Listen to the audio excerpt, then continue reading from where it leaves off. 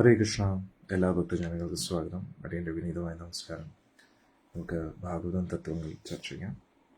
ഓം നമോ ഭഗവതേ വാസുദേവായ.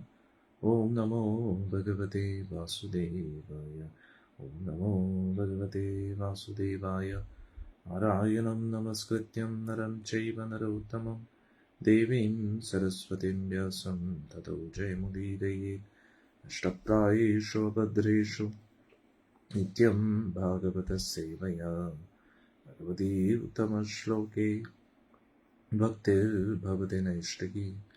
കൃഷ്ണായ വാസുദേവായ ദേവകീ നന്ദനായ ച നന്ദഗോപകുമാരായ ഗോവിന്ദായ നമോ നമഃ.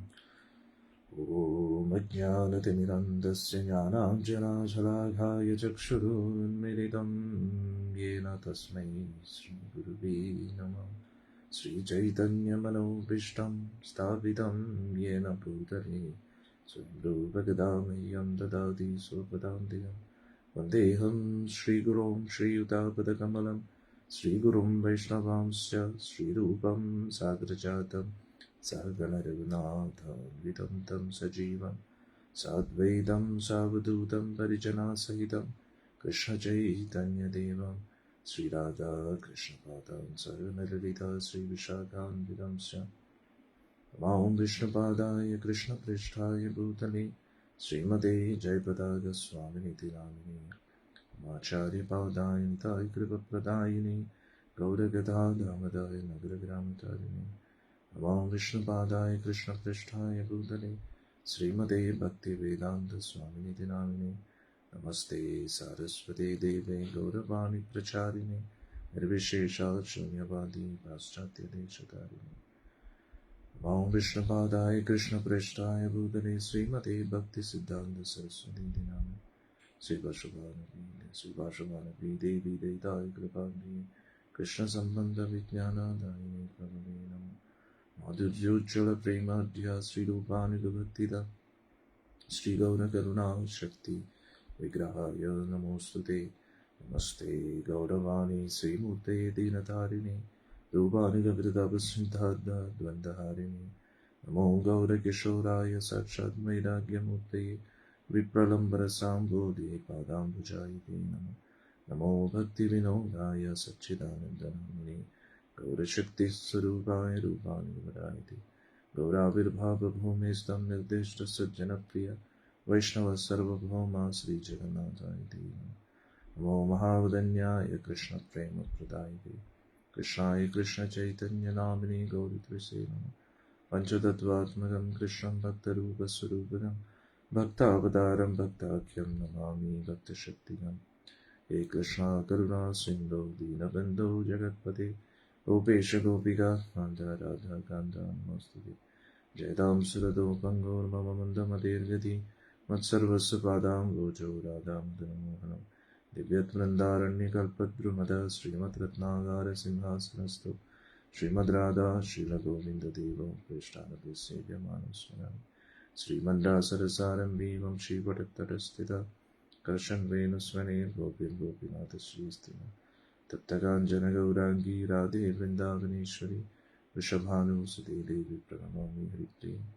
जय श्री कृष्ण चैतन्य प्रभु नित्यानंद श्री अद्वैत गदाधर श्रीवासदि गौरभक्तवृंद. हरे कृष्ण कृष्ण कृष्ण हरे हरे हरे राम राम राम हरे हरे. हरे कृष्ण कृष्ण कृष्ण हरे हरे हरे राम राम राम हरे हरे. मुखं करोति वाचालं भङ्गं लङ्घयति गिरिं यत्कृपादमहं वन्दे श्रीगुरुं वीरतारिणं परमानन्दमाधवं श्रीचैतन्यमीश्वरं. हरि ओं तत्सत्. हरे कृष्ण.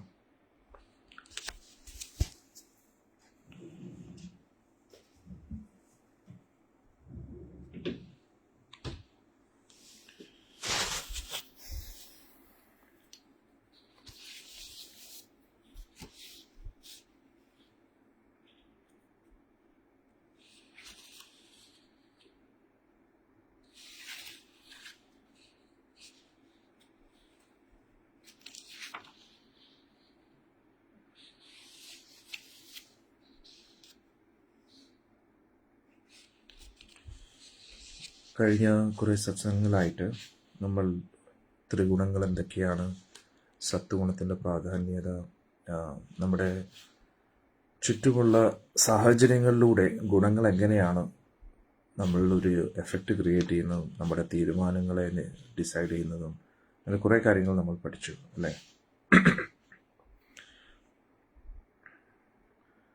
ഒരു യഥാർത്ഥ ഭരണാധികാരി ഒരു തരത്തിലുള്ള അധർമ്മവും സഹിക്കത്തില്ല, പ്രത്യേകിച്ച് സാധുജീവികളോടുള്ള. അതിലും ഏറ്റവും പ്രത്യേകതയിൽ പശുക്കൾ, കാളകൾ, ഇവരൊക്കെ ധർമ്മത്തിൻ്റെ പ്രതീകമാണ്. അതുകൊണ്ട് ഒരിക്കലും അവരെ ഒരു തരത്തിലും വിഷമിപ്പിക്കാൻ പാടില്ല. അത് വലിയ രീതിയിൽ തന്നെ നമ്മുടെ ജീവിതത്തെ ബാധിക്കും എന്ന കാര്യങ്ങൾ നമ്മൾ പഠിച്ചു. ഗോക്കളുടെ മഹാത്മ്യം നമ്മൾ പഠിച്ചു. പിന്നെ കാളയുടെ 4 കാലുകൾ, 4 ധർമ്മത്തിൻ്റെ സ്തംഭങ്ങൾ, 4 അധർമ്മത്തിൻ്റെ സ്തംഭങ്ങളിലൂടെ ആ 4 ധർമ്മത്തിൻ്റെ സ്തംഭങ്ങൾ എങ്ങനെ തകരുന്നു നമ്മൾ പഠിച്ചു അല്ലേ. മത്സ്യമാംസാദികൾ കഴിക്കുന്നത്, ലഹരി പദാർത്ഥങ്ങൾ ഉപയോഗിക്കുന്ന, അവീത ബന്ധങ്ങൾ പുലർത്തുന്ന, ചൂട് കളിക്കുന്ന, ഇത് അധർമ്മത്തിൻ്റെ സ്തംഭങ്ങളാണ്. എന്നാൽ ഇതിലൂടെ എന്തു പറ്റുന്നു? നമ്മുടെ ദയ, പരിശുദ്ധി, സത്യസന്ധത, പിന്നെ എന്തൊക്കെയാണ്, മത്സ്യമാംസാദികൾ കഴിക്കുന്നതിലൂടെ ദയ നഷ്ടപ്പെടുന്നു, ലഹരി പദാർത്ഥങ്ങൾ ഉപയോഗിക്കുന്നതിലൂടെ തപസ്യ, ചൂത് കളിക്കുന്നതിലൂടെ സത്യസന്ധത നഷ്ടപ്പെടുന്നു, അവിഹിത ബന്ധങ്ങളിലൂടെ പരിശുദ്ധി നഷ്ടപ്പെടുന്നു. അതായത് ഈ 4 സ്തംഭങ്ങളും, ധർമ്മത്തിൻ്റെ സ്തംഭങ്ങളും ഈ അധർമ്മത്തിലൂടെ നശിക്കുകയാണ്. അത് നമ്മുടെ ജീവിതത്തിലെ സമാധാനവും സന്തോഷവും കെടുത്തുകയാണ്. അതിവിടെ പറയുന്നു, എന്നാൽ ആ ധർമ്മം ഒറ്റക്കാലിൽ നിൽക്കുകയാണ്.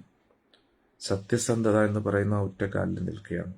ഒരു കലിയുഗത്തിൽ എന്തെങ്കിലും ഒരു ധർമ്മം നമുക്ക് പ്രതീക്ഷിക്കാമെങ്കിൽ സത്യസന്ധതയാണ്. ഒരു വാക്ക്, അതാണ് പല രീതിയിലും ഉറപ്പിക്കപ്പെടുന്നത്. അതായത് ഇപ്പോൾ ഉദാഹരണത്തിന് ഒരു അഗ്രിമെൻറ്റ് സൈൻ ചെയ്യുന്നു, അങ്ങനെ ഒരു വാക്കിൻ്റെ പുറത്താണ് എല്ലാം നിൽക്കുന്നത്. പക്ഷേ അതുപോലും പോയിക്കൊണ്ടിരിക്കുകയാണ്. അന്നേരം ബാക്കിയുള്ള സ്തംഭങ്ങൾ, ദയ നഷ്ടപ്പെട്ടിരിക്കുകയാണ്, തപസ്യ നഷ്ടപ്പെട്ടിരിക്കുകയാണ്, പരിശുദ്ധി നഷ്ടപ്പെട്ടിരിക്കുകയാണ്. കാരണം മത്സ്യമാംസാദികൾ കഴിക്കുന്നത് കൂടുന്നു, അതുകൊണ്ട് ദയ ഇല്ലെന്ന് തന്നെ പറയാം. അവിഹിത ബന്ധങ്ങൾ പുലർത്തുന്ന കാരണം പരിശുദ്ധി നഷ്ടപ്പെടുകയാണ്. പിന്നെ ചൂതുകളി, അത് കാരണം സത്യസന്ധത, അത് ആ ഒറ്റക്കാലിലാണ് നിൽക്കുന്നത്. പിന്നെ ലഹരി പദാർത്ഥങ്ങൾ ഒരുപാട് ഉപയോഗിക്കുന്നു, അതുകൊണ്ട് തപസ്യ ചെയ്യാനുള്ള മനോഭാവം ക്ഷയിച്ചുകൊണ്ടിരിക്കുകയാണ്. ഒറ്റക്കാലയിലാണ് നിൽക്കുന്നത്. അന്നേരം ആ സമയത്ത് ആ കാള എന്ന് പറയുന്നത് ധർമ്മമാണ്. അന്നേരം പരീക്ഷിത് മഹാരാജ് ആ ധർമ്മത്തിനോട് ഒരുപാട് ചോദ്യങ്ങൾ ചോദിക്കുകയാണ്. അങ്ങയുടെ ദുഃഖത്തിൻ്റെ കാരണം ആരാണ്? എന്താണ് അങ്ങേ ഇത്രയും വിഷമിപ്പിക്കുന്നത് എന്ന് കാളയെടുത്തും ചോദിക്കുകയാണ്. ഭൂമി ദേവി ഒരു പശുവിൻ്റെ രൂപത്തിൽ നിൽക്കുന്നു, പശുവിനോടും ചോദിക്കുകയാണ്. അപ്പോൾ ദുഃഖത്തിൻ്റെ കാരണങ്ങളെക്കുറിച്ച് പലതും ധർമ്മദേവൻ പറയുകയാണ്. അതിൽ നിന്ന് നമ്മൾ പഠിച്ച കാര്യം എന്ന് പറഞ്ഞാൽ, ഒരു യഥാർത്ഥ ഭക്തൻ, ഭക്തിയിൽ പുരോഗമിച്ച ഭക്തൻ ഒരിക്കലും സാഹചര്യങ്ങളെയോ വ്യക്തികളെയോ കുറ്റം പറയത്തില്ല ആ വ്യക്തിയുടെ ദുഃഖത്തിന് കാരണമായിട്ട്. അതിന് പകരം അതെല്ലാം അവരവർ ചെയ്ത പ്രവൃത്തിയുടെ ഫലമാണ് പല രീതിയിലും അനുഭവിച്ചു കൊണ്ടിരിക്കുന്നത്. അതുകൂടാതെ ഇതെല്ലാം ഭഗവാന്റെ അനുമതിയോടുകൂടി ഭഗവാൻ തന്നെ നമ്മുടെ ജീവിതത്തിൽ പല ദുരിതങ്ങളും കൊണ്ടുവരുന്നതാണ് എന്ന് അവർ വിശ്വസിക്കുന്നു. കാരണം എന്തിനാ? നമ്മളെ കൂടുതൽ ഭക്തിയിൽ പുരോഗമിപ്പിക്കാൻ വേണ്ടി. അതും ഇതിൽ നിന്നും കൂടുതൽ രൂക്ഷമായിട്ടും ഉള്ള ദുരിതം നമ്മൾ അനുഭവിക്കാൻ അർഹരാണ്. പക്ഷെ ഭഗവാന്റെ കാരണത്താൽ അത് കുറച്ചതാണ് എന്ന് ഭക്തർ വിശ്വസിക്കുക മാത്രമല്ല, യാഥാർത്ഥ്യമാണെന്ന് മനസ്സിലാക്കുന്നു. അതാണ് ഭക്തിയിൽ പുരോഗമിച്ച ഭക്തരുടെ ലക്ഷണങ്ങൾ.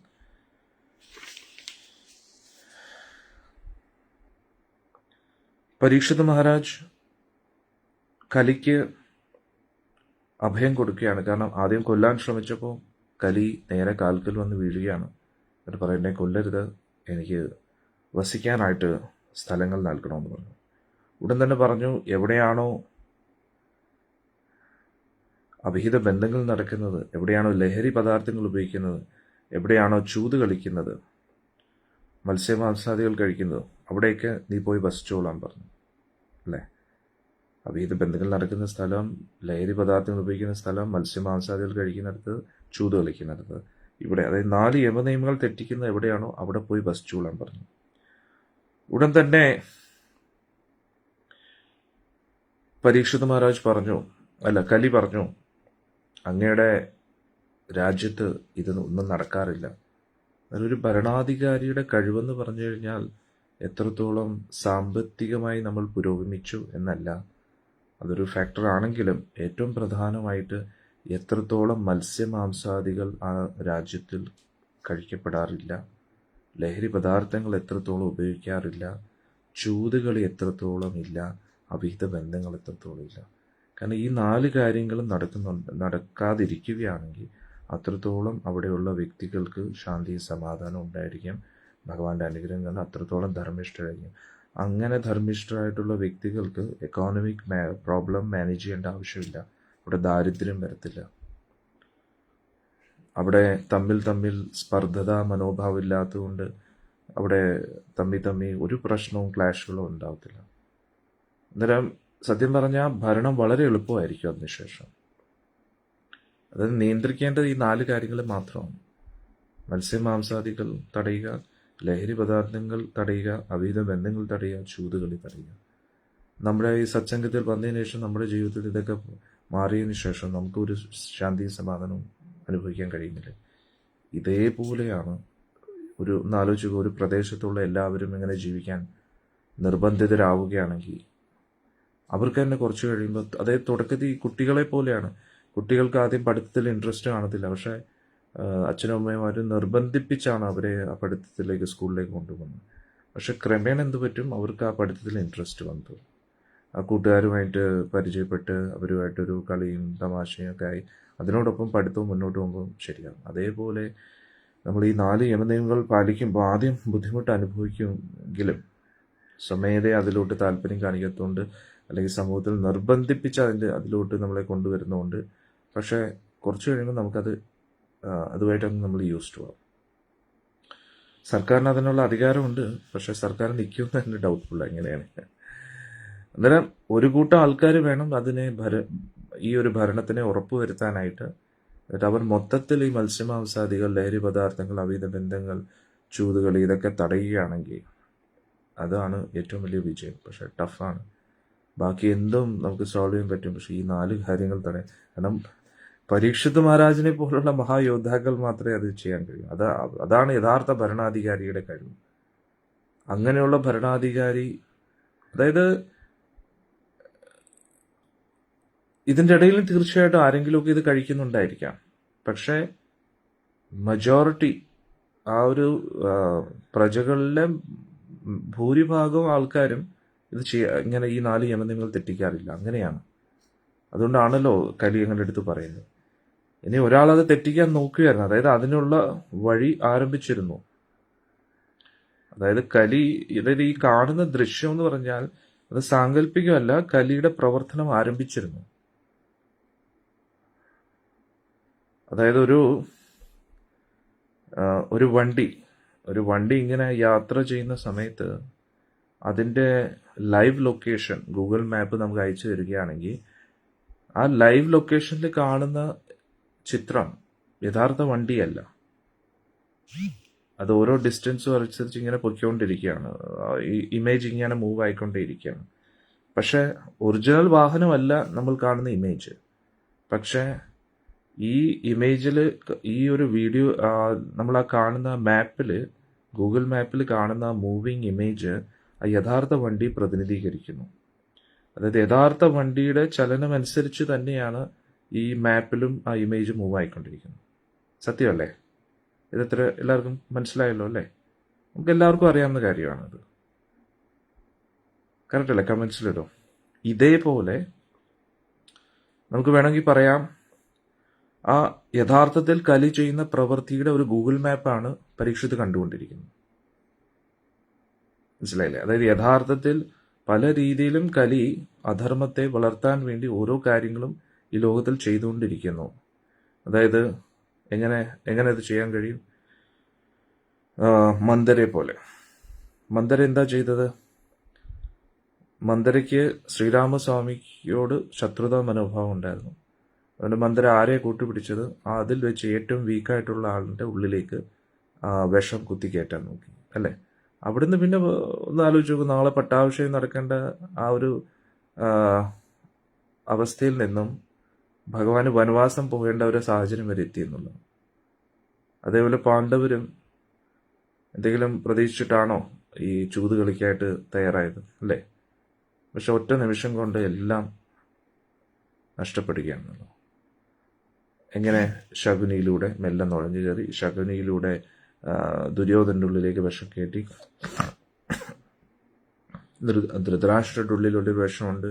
അങ്ങനെ പല പല രീതിയിലേക്ക് വിഷം കയറുന്നു. ഇതേപോലെയാണ് കലി പ്രവർത്തിക്കുന്നത്. ഇതെല്ലാവർക്കും ക്ലിയർ ആയോ? കമൻസിലിടോ. അന്നേരം എല്ലാവർക്കും മനസ്സിലായോ എന്ന് ഉറപ്പുവരുത്താനാണ്. അല്ലെങ്കിൽ ഞാൻ ഒന്നും കൂടെ എക്സ്പ്ലെയിൻ ചെയ്യാം, അല്ലെങ്കിൽ ക്ലിയർ ആയെങ്കിൽ നമുക്ക് മുന്നോട്ട് പോകാം.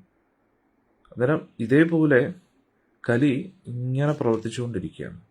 അന്നേരം ആ കലി പ്രവർത്തിക്കുന്ന രീതി, അതിൻ്റെ ഒരു പ്രൊജക്ഷൻ, എങ്ങനെയാണോ യഥാർത്ഥ വാഹനം മുന്നോട്ട് പോകുന്നതിനനുസരിച്ച് ഗൂഗിൾ മാപ്പിൽ നമുക്ക് അതിൻ്റെ മൂവ്മെൻറ്റ്സ് കാണാൻ കഴിയുന്നത്, അതേപോലെ പരീക്ഷിത് മഹാരാജ് കാണുന്ന ദൃശ്യമാണ് കാള ഒറ്റക്കാലയിൽ നിൽക്കുന്നതായിട്ടും പിന്നെ പശു ഇങ്ങനെ വിഷം വെച്ചിരിക്കുന്നതായിട്ടും.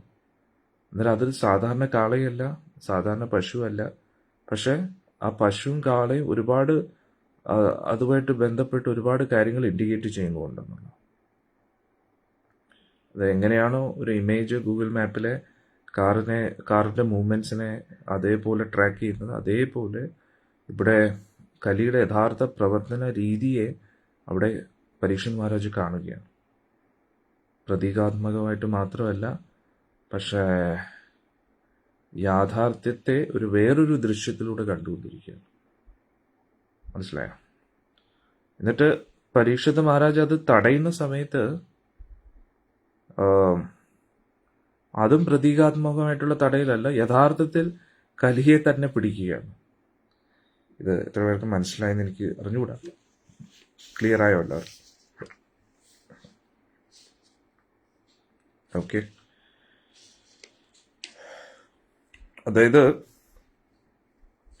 പരീക്ഷിത് മഹാരാജിന്റെ പവർ എന്ന് പറഞ്ഞാൽ ഗൂഗിൾ മാപ്പിലെ ഒരു കാറിന്റെ ഇമേജിനെ ബ്ലോക്ക് ചെയ്യുമ്പോൾ അത് യഥാർത്ഥ കാറിനെയും കൂടെ ബ്ലോക്ക് ചെയ്യുന്ന അവസ്ഥയാണ്. അത് നമുക്ക്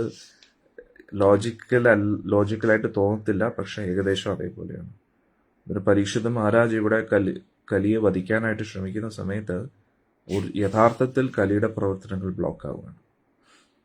ക്ലിയർ ആയല്ലോ അല്ലേ?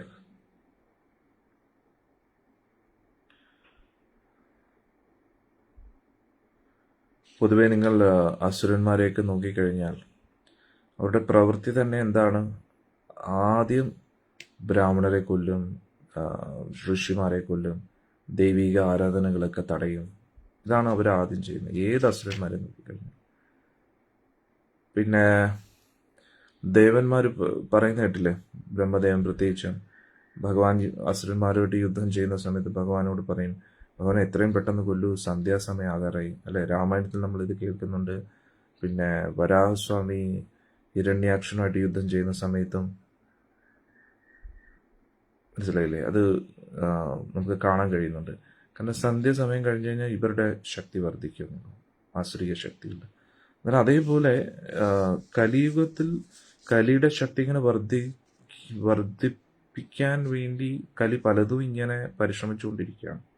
ഇപ്പം മഹാഭാരതത്തിൽ തന്നെ ഗന്ധർവന്മാരുമായിട്ടുള്ള യുദ്ധത്തിൽ വളരെയധികം അപമാനിതനാകുകയാണ് ദുര്യോധനൻ.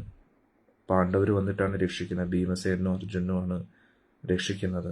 അതിലാകെ നാണം കെട്ട് ദുര്യോധനൻ പറഞ്ഞു, ഇനി ഞാൻ ഒരു രാജ്യഭാരമൊന്നും ഏറ്റെടുക്കുന്നില്ല, എനിക്ക് രാജ്യം ഭരിക്കാൻ താല്പര്യമില്ല, എനിക്ക് അധികാരമൊന്നും വേണ്ട, ഞാൻ ജീവൻ ത്യജിക്കുകയാണ്, മരണം വരെ ഞാൻ ഉപവാസിച്ചിരിക്കുകയാണ്. ഇതൊക്കെ നമ്മൾ പഠിച്ചു അല്ലേ?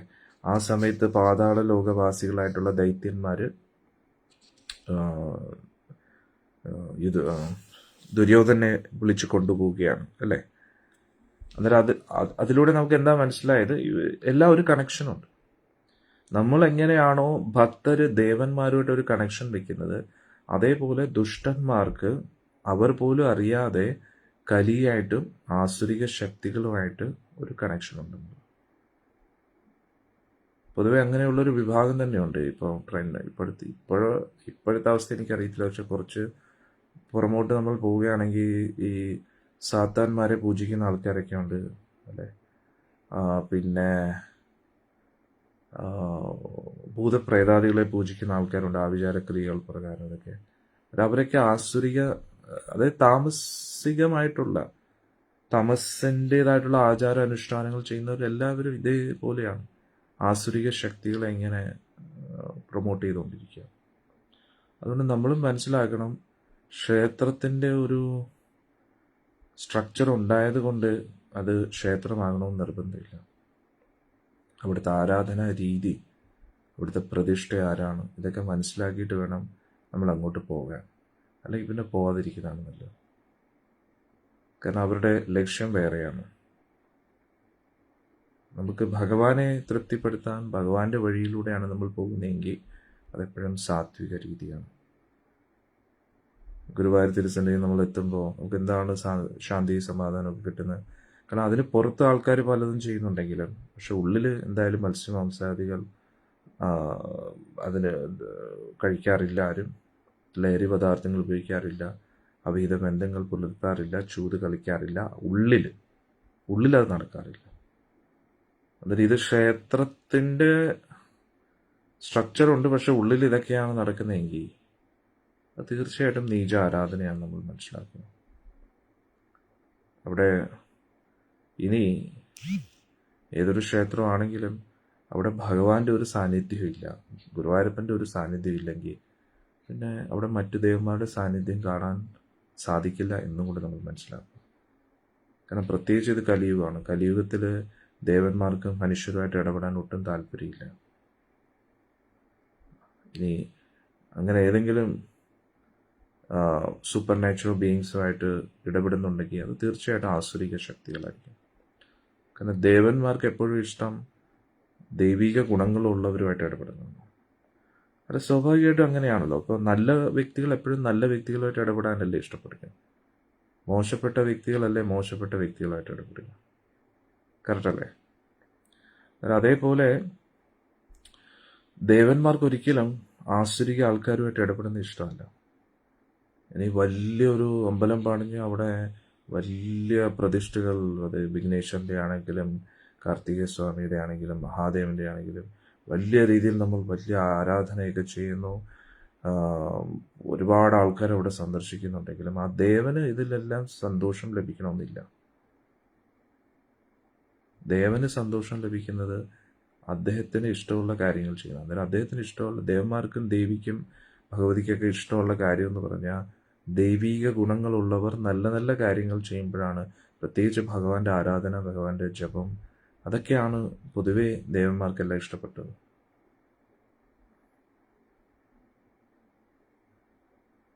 ഒരു ഭക്തൻ പറയുന്നത്, ജപിക്കുമ്പോൾ തന്നെ മനസ്സിലാവും, രാവിലെ ജപിക്കുമ്പോൾ മനസ്സിന് തൃപ്തി ഉണ്ടാകും, വൈകുന്നേരം ജപിക്കുമ്പോൾ ആസുരിക ശക്തി വർധന കാരണം ജപം ക്ലിയർ ആയി തോന്നുന്നു. കറക്റ്റാണ്.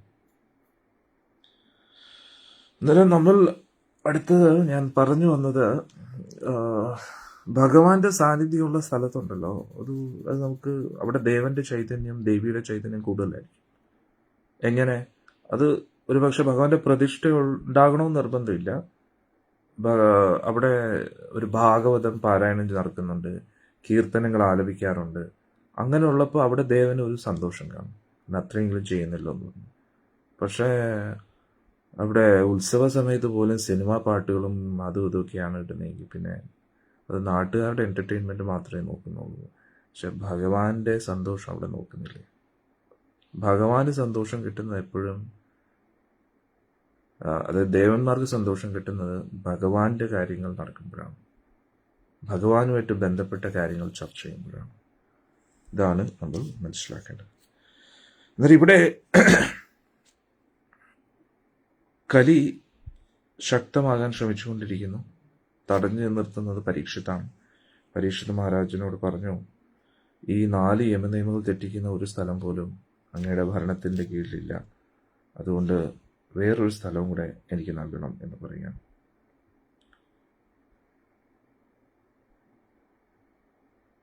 ഉടൻ തന്നെ പരീക്ഷിത് മഹാരാജ് കുറെ ചിന്തിച്ചു.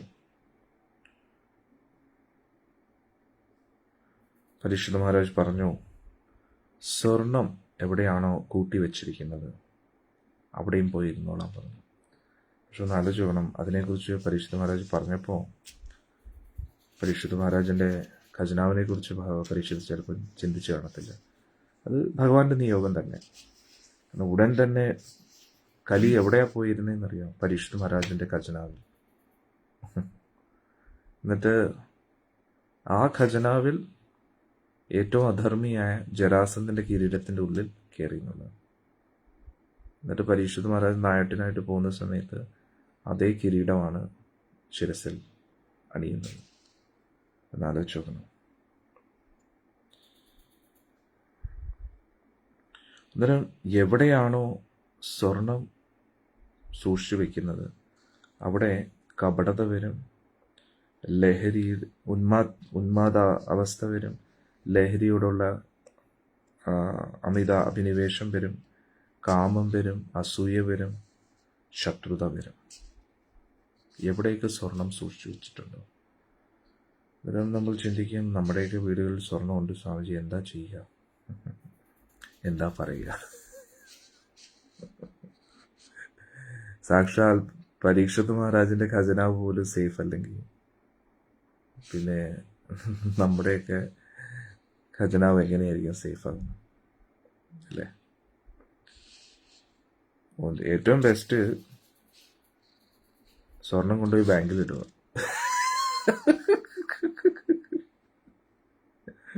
അവിടെ ഇഷ്ടം പോലെ കലിയുണ്ട്.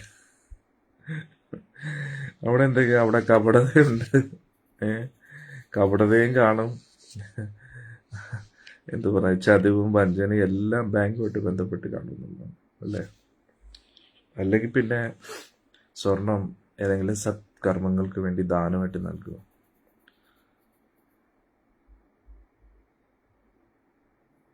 ഒരു ഭക്ത പറയുന്ന, മിനിമം വെച്ചൂടെ ഗുരുജി?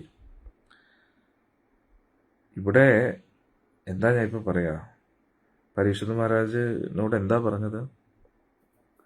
എവിടെയൊക്കെ സ്വർണം സൂക്ഷിക്കുന്നുണ്ടോ അവിടെ ഇരുന്നോളാൻ. അതായത് ഇത്രയും ഖജനാവില് കിരീടത്തിലാണ് ഇരുന്നത്. ഒരു കമ്മല് മതി, ഒരു മോതിരം മതി ജീവിതം താറുമാറാക്കാൻ.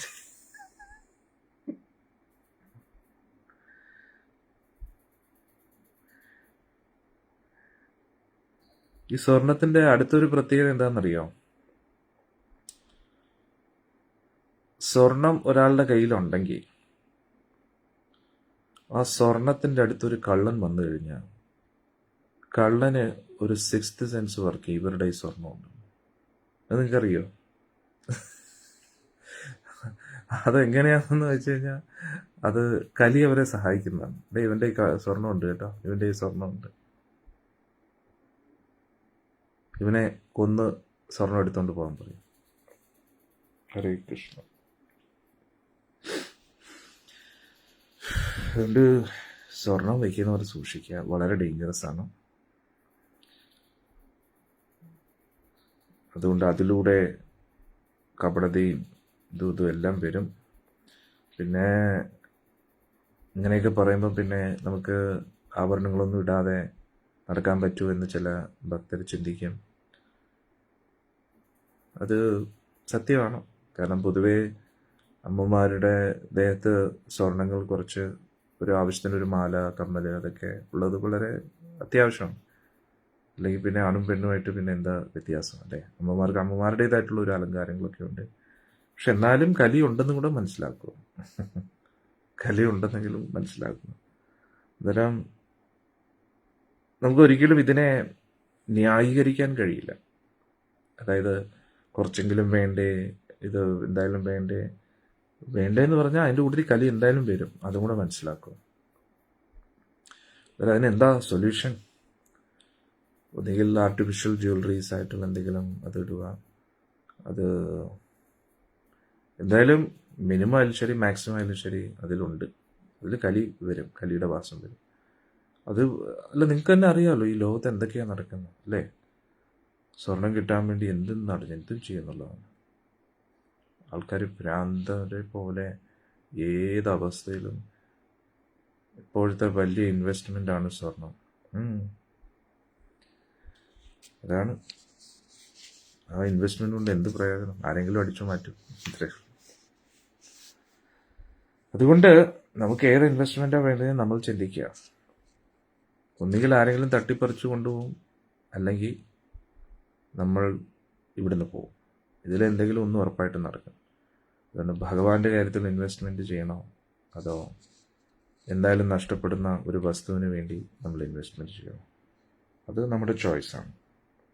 നമ്മൾ എടുക്കുന്ന ചോയ്സിനനുസരിച്ച് അതിൻ്റെ നന്മയും തിന്മയും അനുഭവിക്കേണ്ടത് നമ്മൾ തന്നെയാണ്, അല്ലേ? അങ്ങനെ ഈ 5 സ്ഥലങ്ങളും കലിക്ക് കൊടുത്തിട്ടുണ്ട്. ഏതൊക്കെയാ? മത്സ്യമാംസാദികൾ കഴിക്കുന്ന സ്ഥലം, ലഹരി പദാർത്ഥങ്ങൾ ഉപയോഗിക്കുന്ന സ്ഥലം, അവിഹിത ബന്ധങ്ങൾ, ചൂതുകൾ. ഈ 5 സ്ഥലത്തും കലിയുടെ വാസമുണ്ട്. സ്വർണം സേഫായിട്ടിരിക്കുന്നത് ഭഗവാന്റെ അടുത്ത് മാത്രമാണ്. അവിടെ കലിക്ക് പ്രവേശനമില്ല. പക്ഷെ ബാക്കി എവിടെ സൂക്ഷിച്ചു വെച്ചാലും കലി പ്രവേശിക്കുന്നു. അതുകൊണ്ട് സ്വർണ്ണാഭരണങ്ങൾ എത്രത്തോളം നമ്മുടെ ജീവിതത്തിൽ നിന്ന് അകറ്റി നിർത്തുന്നു അത്രത്തോളം നല്ല. കാരണം വളരെ വ്യക്തമായിട്ട് ഇതൊന്നും വെറുതെ പറയത്തില്ലല്ലോ. നമ്മൾ മുൻ യുഗങ്ങളിൽ സ്വർണ്ണാഭരണങ്ങൾ ധരിക്കുന്ന വ്യക്തികളുണ്ടായിരുന്നു. പക്ഷെ എന്ന് മുതലാണോ പരീക്ഷിത് മഹാരാജ് കലിക്ക് സ്ഥലം കൊടുത്തത്, അതിനുശേഷമാണ് സ്വർണം ഏറ്റവും ഡേഞ്ചറസ് ആയിട്ട് മാറി. സ്വർണത്തിൻ്റെതായിട്ടുള്ള ഒരു ഐശ്വര്യം അതൊക്കെയുണ്ട്. കാരണം മഹാദേവന്റെ വീര്യമാണ് സ്വർണം. അതിന് ഒരുപാട് ഗുണങ്ങളുണ്ട്. ഒരു വ്യക്തിയുടെ ആയുസ്സിനെ വർദ്ധിപ്പിക്കാം, ഒരുപാട് ഊർജം നൽകും, അങ്ങനെ ഒരുപാട് ഗുണങ്ങൾ സ്വർണത്തിനുണ്ട്. പക്ഷേ ഈ 4 യമനിയമങ്ങൾ വലിയ ക്രിട്ടിക്കലാണ്, വലിയ പാപം തന്നെയാണ്. പക്ഷേ പരീക്ഷിത് മഹാരാജ് ഈ സ്ഥലം കലിക്ക് കൊടുക്കുന്നവരെ അത്രയും പ്രശ്നമില്ലായിരുന്നു. ഇപ്പം ചില വ്യക്തികൾ പറയും, വേദങ്ങളിൽ മാംസത്തെക്കുറിച്ച് പറയുന്നില്ലേ, ഇത് ചെയ്തുകൂടെ, അത് ചെയ്തുകൂടെ, അല്ലെങ്കിൽ അവരും ദേവന്മാരും അവരുടേതായിട്ടുള്ള ഒരു ലഹരി ഉപയോഗിക്കുന്നില്ല എന്നൊക്കെ. നമ്മളെപ്പോലെ അതപ്പതിച്ച ലഹരി അല്ലെങ്കിലും അങ്ങനെയാണ്, അവർക്കും കുടിക്കാമെങ്കിൽ നമുക്ക് കുടിച്ചുകൂടെ എന്നൊക്കെ പറയും. ഓക്കെ, ആയിക്കോളൂ, നിങ്ങളുടെ ഇഷ്ടം. പക്ഷേ പ്രത്യേകിച്ച് കലിയുഗത്തിൽ കലിയുടേതായിട്ടുള്ള വാസസ്ഥലം കൂടെയാണിത്, പരീക്ഷിത് മഹാരാജ് പറഞ്ഞതിന് ശേഷം. അതുകൊണ്ട് പാപം മാത്രമല്ല നമുക്ക് ലഭിക്കുന്നത്, കലി ദോഷവും കൂടെ നമ്മുടെ ഉള്ളിൽ കയറുന്നുള്ളൂ. അതായത് അഭീത ബന്ധങ്ങളിലൂടെയും ലഹരി പദാർത്ഥങ്ങളിലൂടെയും ചൂതുകളിയിലൂടെയും മത്സ്യമാംസാദികൾ കഴിക്കുന്നതിലൂടെയും കലി കയറിക്കഴിഞ്ഞു കഴിഞ്ഞാൽ പിന്നെ എന്താ പറ്റുന്നതെന്നറിയാം? നമ്മുടെ നാവിൽ നിയന്ത്രണം കാണത്തില്ല, നമ്മുടെ മനസ്സിൽ നിയന്ത്രണം കാണത്തില്ല. ഒന്ന് പറഞ്ഞ് രണ്ടാമത്തേന് കലഹം, കാപട്യം. കലഹം എന്ന് പറഞ്ഞാൽ എന്താ? ഒരു ചെറിയ ചെറിയ കാര്യത്തിന് വെറുതെ ദേഷ്യപ്പെടാം. പിന്നെ നമ്മുടെ യഥാർത്ഥ ഭക്തിയുടെ ലക്ഷണങ്ങളല്ല നമ്മൾ കാണിക്കുന്നത്, കപട ഭക്തിയായിരിക്കും, കപട രീതിയിലായിരിക്കും എല്ലാം, കാപട്യമായിരിക്കും എല്ലാത്തിനും. അതായത് അച്ഛനായിട്ട് അഭിനയിക്കാം, യഥാർത്ഥ അച്ഛനാകത്തില്ല. അമ്മയായിട്ട് അഭിനയിക്കുക, യഥാർത്ഥ അമ്മയായിരിക്കത്തില്ല. മക്കളോട് യഥാർത്ഥ സ്നേഹം കാണത്തില്ല, മക്കൾക്ക് യഥാർത്ഥ സ്നേഹം കാണത്തില്ല, ഭർത്താവിന് യഥാർത്ഥ സ്നേഹം കാണത്തില്ല, ഭാര്യയ്ക്ക് യഥാർത്ഥ സ്നേഹം കാണത്തില്ല. എല്ലാത്തിലും കപടത വരുന്നില്ല. നമ്മുടെ ദൈനംദിന ജീവിതത്തിൽ എല്ലാത്തിലും കപടത വരുന്നില്ല. അതുകൊണ്ട് നിങ്ങളിനി സ്വർണ്ണമൊക്കെ ഉപേക്ഷിക്കുമ്പോൾ ഉടനെ വീട്ടിലുള്ളവർ തുടങ്ങും, കൊള്ളാം, അവിടെ ഒരു സ്വാമിയുണ്ട്, എന്തൊക്കെയോ വിളിച്ച് പറയാനും, ഇവിടെ പിന്നെ കുറേ ശിഷ്യരും ഉണ്ട്, പറയുന്ന ഉടനെ കേൾക്കാൻ. ആദ്യം മത്സ്യാദികൾ ഉപയോഗിച്ചു, ലഹരി ഉപയോഗിച്ചു. ലഹരി എന്തായിരുന്നെങ്കിലും ഇല്ല, അതായത് ചായ കാപ്പിയാണ് ഞാൻ ഉദ്ദേശിച്ചത്. വെള്ളുള്ളി ഇല്ല, ഇപ്പം സ്വർണവും വേണ്ടെന്ന്. ഇവിടെയൊക്കെ ഉദ്ദേശം എന്തുവാണ്? മനുഷ്യർക്ക് ജീവിക്കണ്ടേ?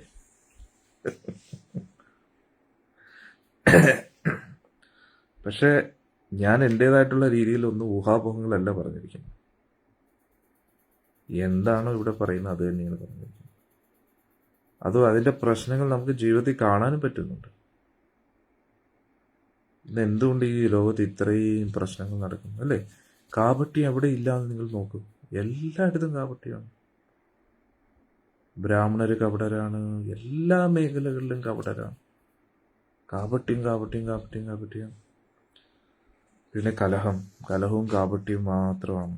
ഇവിടെ കാമം, ക്രോധം, മത്സരത, ബുദ്ധി എല്ലാം നടക്കുകയാണ് അല്ലേ?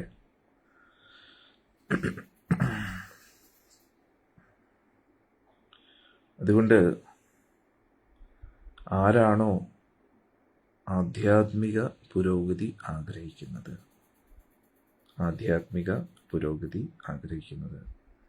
അവർ ഈ അധർമ്മത്തിൻ്റെ ഒരു കാര്യങ്ങളുമായിട്ട് ഇടപെടരുത്. ഏത്?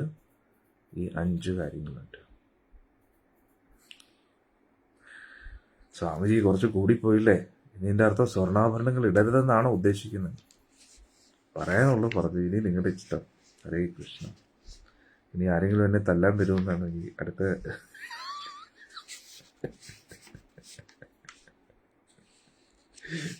ഞാൻ ഒരിക്കൽ സത്സംഗത്തിൽ പറഞ്ഞില്ലേ, ബോംബെയിലുള്ള ഒരു ഡോൺ എന്ന് പറഞ്ഞാൽ വലിയ ഡോണൊന്നും അല്ല, ഒരു ചെറിയ ഒരു ഗുണ്ടയായിരുന്നു ആ ഒരു ഏരിയയിൽ. നമ്മുടെ അമ്പലത്തിൻ്റെ, ബോംബെയിലുള്ള അമ്പലത്തിന് പണ്ടായിരുന്നു ബോംബെയിൽ ആള് ഡോണിൻ്റെ പെങ്ങളും ഭർത്താവും അവർ അമ്പലത്തിൽ വന്നു എങ്ങനെയോ. എന്നിട്ട് നമ്മുടെ ഒരു ആശ്രമത്തിലുള്ള ഭക്തൻ, പക്ഷെ ആശ്രമത്തിൽ എന്ന് പറഞ്ഞാൽ ആശ്രമത്തിൽ താമസിക്കുന്നതല്ല, ഗൃഹസ്ഥനാണ് ആള്, ഡോക്ടറാണ്. അന്നേരം ആള് പ്രീച്ച് ചെയ്തു, അതായത് ഇങ്ങനെ പറഞ്ഞു, ഈശ്വരീയ കാര്യങ്ങളൊക്കെ പറഞ്ഞു കൊടുത്തു, ജപത്തെക്കുറിച്ചൊക്കെ പറഞ്ഞപ്പോൾ ആളുടെ, എന്നിട്ട് ആ ഡോണിൻ്റെ പെങ്ങളും ഭർത്താവും എല്ലാവരും എന്തായി, ഭക്തരായിട്ട് മാറിയെന്നുള്ളൂ. മത്സ്യമാംസാദികളൊക്കെ ഉപേക്ഷിച്ചു, അതൊക്കെ ആയിട്ട് ആകെ ഭക്തനായിട്ട് മാറി. ആക്ച്വലി സംഭവിച്ചത് പെങ്ങൾ അത്രത്തോളം ആയിട്ടില്ല, ഭർത്താവാണ് ആയത്, പെങ്ങളുടെ ഭർത്താവ്.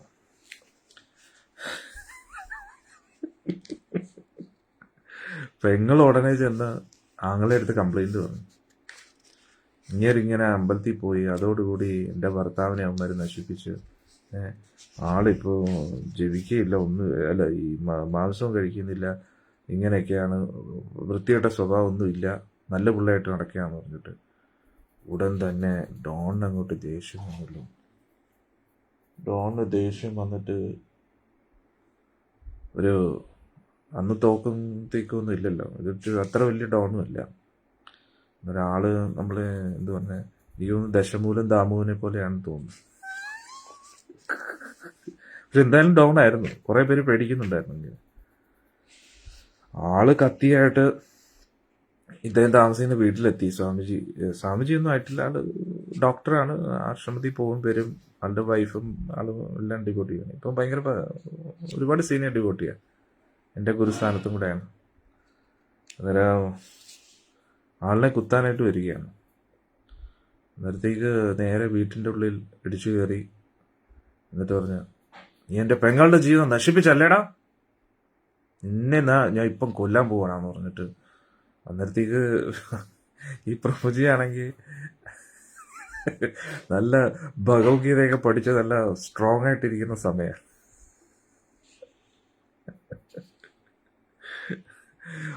ആള് വിചാരിച്ച് പേടിച്ച്, അയ്യോ എന്നെ കൊല്ലല്ലേ കൊല്ലല്ലേ കൊല്ലല്ലേ കൊല്ലല്ലേ എന്ന് പറയുമെന്ന് വിചാരിച്ചു.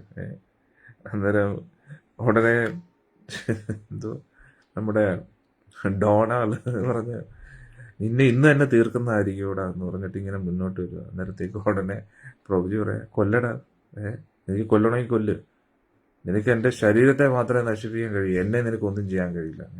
നൈനം ചിന്തന്തി ശസ്ത്രാണി നൈനം ദഹതി പാവക. ഭഗവാൻ ഭഗവത്ഗീതയിൽ പറയുന്നുണ്ട്, ഒരു ശസ്ത്രത്തിനോ ഒരു തരത്തിലുള്ള അഗ്നിക്കോ എൻ്റെ ആത്മാവിനെ നശിപ്പിക്കാൻ കഴിയില്ലെന്നൊക്കെ പറഞ്ഞ് ശ്ലോകം കൂടെ പറഞ്ഞപ്പോഴത്തേക്ക് മുന്നിലുള്ള ആളാകെ വിറച്ചു പോയി എന്നുള്ളതാണ്. വിറച്ച് കത്തി കയ്യിൽ താഴെ വീണു. എന്തോ പെട്ടെന്ന് ഞാൻ അത് ഓർത്തേ. അതാണ് ഉടനെ ആള് കാൽക്കൽ വീണ് കരയാൻ തുടങ്ങി. എന്നിട്ട് ആളും ഭക്തനായി മാറി. ഹരേ കൃഷ്ണ. അതേപോലെ എനിക്കും ആ അവസ്ഥയാണോ, ആരെങ്കിലും ഒക്കെ എന്നെ തട്ടാൻ വരും.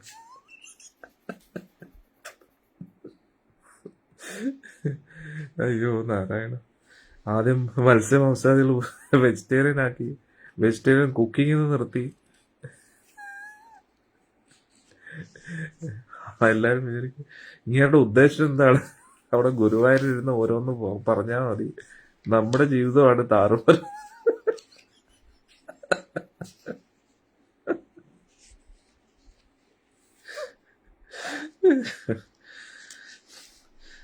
ഒരിക്കൽ ട്രിവാൻഡ്രത്ത് ആരോ ഒരാൾ വന്നതാണ്.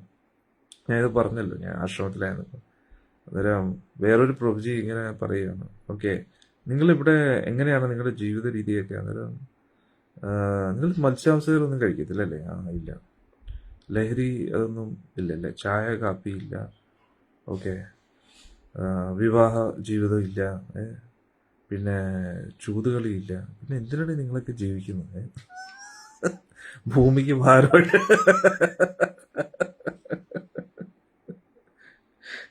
നിങ്ങളുടെ ജീവിതമോ ഒരുമാതിരിയുള്ള ജീവിതം. നമ്മുടെ ട്രിവാൻഡ്രം ഭാഷ എന്തിരുടെ ഇത് എന്തോന്നിടെ ഇത് എന്തിരുടെ ഇത് അങ്ങനെ എന്തൊക്കെയോ എന്ന് പറയും. പിന്നെ എന്തൊക്കെയോ നിങ്ങൾ കാട്ടിക്കൂട്ടുകയാണ്. എന്ത് ജീവിതയുടെ ഇത്? ഇങ്ങനെയൊക്കെയാണോ ജീവിക്കുന്നത്? നിങ്ങളുടെ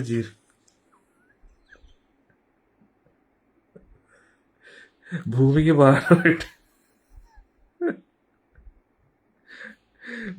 ഭാരമായിട്ട് ജീവിച്ചിട്ടുണ്ട്. ഇതേ കാര്യം തിരിച്ചാണ് പറയേണ്ടത്. ഭൂമിക്ക് ഭാരം യഥാർത്ഥ ഭാരം.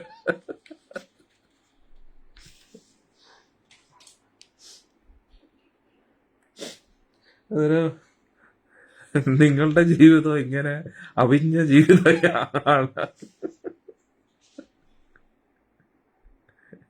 ഇനി മറ്റുള്ളവരുടെ ജീവിതം ഇങ്ങനെ അവിച്ച് തീർക്കാനാണ്.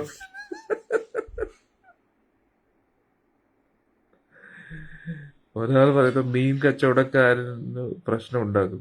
മീൻ കച്ചവടക്കാരല്ല, സ്വർണ്ണ കച്ചവടക്കാർ. നാട്ടിൽ എത്ര ജ്വല്ലറീസ് ആണ്.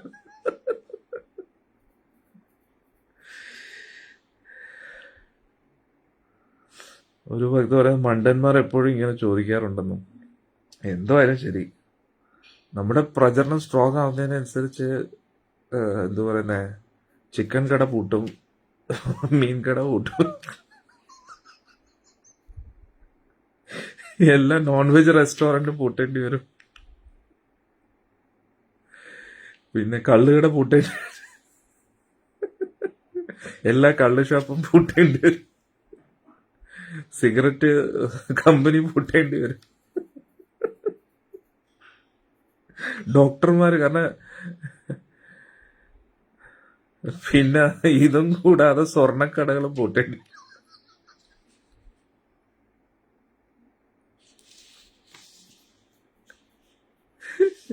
ഇവരെല്ലാരും കൂടെ ഗ്യാങ് ആയിട്ട്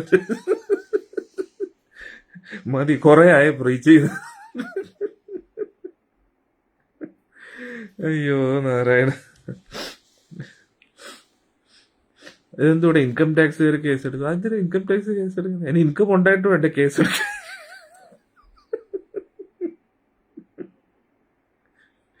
ഇവിടെ വരവിനെ കാട്ടിയും ചെലവാണ് നടക്കുന്നത്, പിന്നെ എന്ത് ടാക്സ്?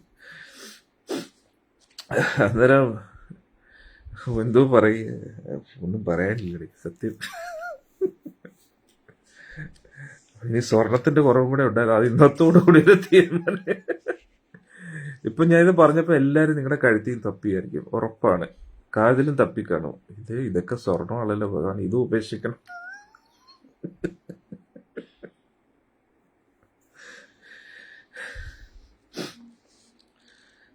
സ്വർണത്തിന്റെ താലി, അതിനിപ്പോ എന്താ ചെയ്യും? ഹരേ കൃഷ്ണ.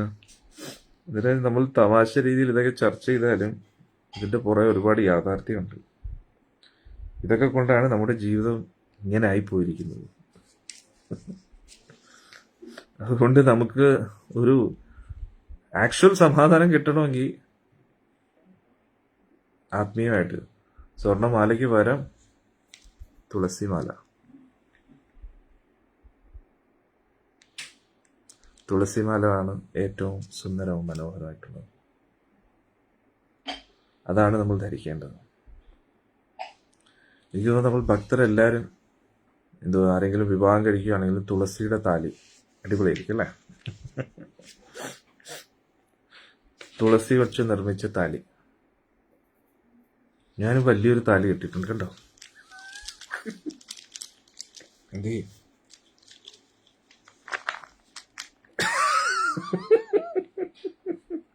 ശ്രീരാധ.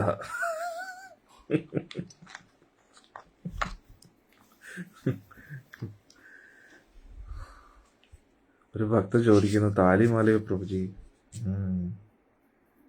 എന്ത് ചെയ്യാനാ, എനിക്കൊന്നും അറിഞ്ഞൂടാ. പക്ഷെ ഒരു കാര്യമില്ലാതെ ഇതൊന്നും ശാസ്ത്രങ്ങളിൽ പറയത്തില്ല. അടുത്തൊരു ഭക്ത പറയുന്നത്, കേരളത്തിന്റെ ഭരണം ഗുരുമഹാരാജന്റെ കീഴിൽ വരണം, എന്നാൽ സൂപ്പറാകും, അടിപൊളിയാകും, വെടിവെച്ച് കൊല്ലില്ല.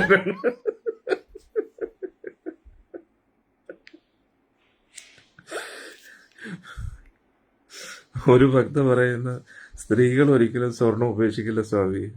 എന്തോ എനിക്കറിഞ്ഞൂടാ.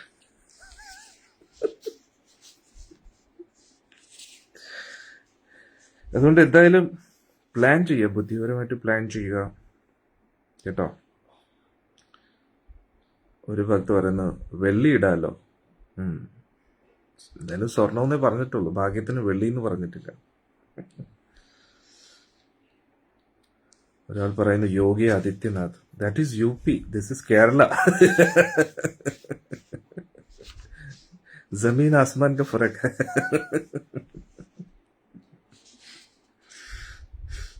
ഹരേ കൃഷ്ണ. അന്നേരം ഞാൻ പറഞ്ഞു വന്നത്, ഈ സ്വർണം നമ്മൾ നിസ്സാരമായിട്ട് കാണരുത്. തമാശ രൂപത്തിൽ നമ്മളത് അവതരിപ്പിച്ചില്ലെങ്കിലും ഒരു കാര്യമില്ലാതെ ഭാഗവതത്തിൽ ഇത് വരത്തില്ല എന്നും കൂടെ നമ്മൾ മനസ്സിലാക്കും. എന്തെങ്കിലും ഒരു കാരണം കാണുമല്ലോ, അല്ലേ? അന്നേരം തീർച്ചയായിട്ടും ഭക്തരുടെ വിഷമം എനിക്ക് മനസ്സിലാക്കാൻ കഴിയും. കാരണം വിവാഹം കഴിക്കുമ്പോൾ പൊതുവെ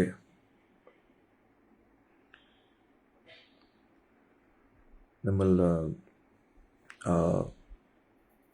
താലി വരെ സ്വർണത്തിൻ്റെ ആയിരിക്കും.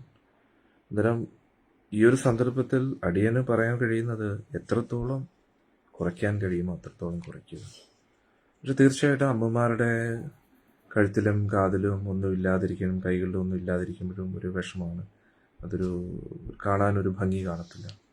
അമ്മമാർക്ക് എപ്പോഴും എന്തെങ്കിലുമൊക്കെ ഒരു ജ്വല്ലറി ഉള്ളത് തന്നെയാണ് നല്ലത്. അത് കഴിയുന്നതും ആർട്ടിഫിഷ്യൽ ജ്വല്ലറി അങ്ങനെ ഉള്ളതൊക്കെ ആക്കി കഴിഞ്ഞാൽ നന്നായിരിക്കും തോന്നുന്നു. അല്ലെങ്കിൽ വെള്ളിയോ അതൊക്കെ നോക്കും. പക്ഷെ അല്ലെങ്കിൽ അത്രത്തോളം സ്ട്രോങ് ആണെങ്കിൽ പിന്നെ അതിനെക്കുറിച്ച് ചിന്തിക്കേണ്ട ആവശ്യമില്ല. മനസ്സിലായില്ലേ? പക്ഷെ എന്തായാലും കമ്മലും അതൊക്കെ വേണം. അതുകൊണ്ട് എന്തെങ്കിലും ഒരു ജ്വല്ലറി ഉള്ളത് നന്നായിരിക്കും തോന്നുന്നു. അല്ലെങ്കിൽ പിന്നെ ഏറ്റവും മിനിമം ആക്കുക, ഏറ്റവും മിനിമം ജ്വല്ലറി അങ്ങനെ ആക്കുക. കാരണം നമ്മൾ നാമം ജപിക്കുമ്പോൾ പിന്നെ തീർച്ചയായിട്ടും ആ കലിയുടെ ദോഷത്തിൽ നിന്ന് മാറാൻ കഴിയും. പക്ഷെ ഒരു കാരണവും ഇല്ലാതെ ഒരിക്കലും സ്വർണം എന്ന് പറയുന്ന ഒരു സംഭവം അവിടെ വരുന്നത്, കാരണം പരീക്ഷിത മഹാരാജും സ്വർണത്തിൻ്റെ എവിടേക്കാണ് സ്വർണം കൂട്ടി വെച്ചിട്ടുള്ളത് അവിടെ ഇരിക്കുമെന്ന് പറയുമ്പോൾ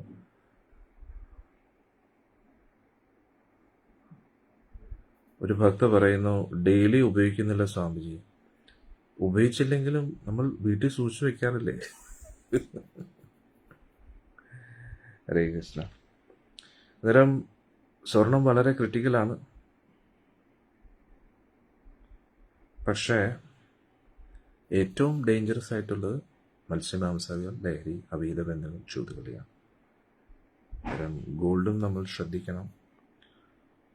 ആവശ്യമില്ലാത്ത ഒരുപാട് ഗോൾഡ് നമ്മൾ സൂക്ഷിക്കുന്നതും അത് ഡേഞ്ചറസ് ആണ് എന്ന് നമ്മൾ മനസ്സിലാക്കുക. അതുകൊണ്ട് ഇവിടെ ഇതിൽ നിന്ന് നമ്മൾ പഠിക്കുന്ന ഒരു പ്രധാന കാര്യം, ആരാണോ ആധ്യാത്മിക പുരോഗതി ആഗ്രഹിക്കുന്നത് അവർ എല്ലാ തരത്തിലുള്ള അധർമ്മങ്ങളിൽ നിന്നും രക്ഷ നേടേണ്ടതാണ്.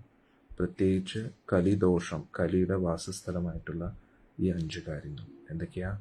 മത്സ്യമാംസാദികൾ, ലഹരി പദാർത്ഥങ്ങൾ, അവിഹിത ബന്ധങ്ങൾ, ചൂതുകളി, സ്വർണം.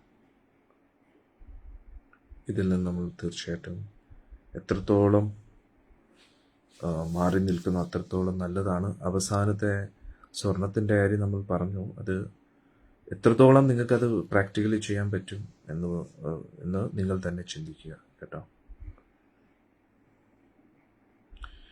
ഒരു ഭക്ത പറയുന്നു, ഇത് കേൾക്കുന്ന സ്വർണ്ണക്കടക്കാരും മദ്യഷാപ്പുകാരും സ്വാമിയുടെ ആശ്രമത്തിലെത്തും, സൂക്ഷിക്കണം സ്വാമിജി.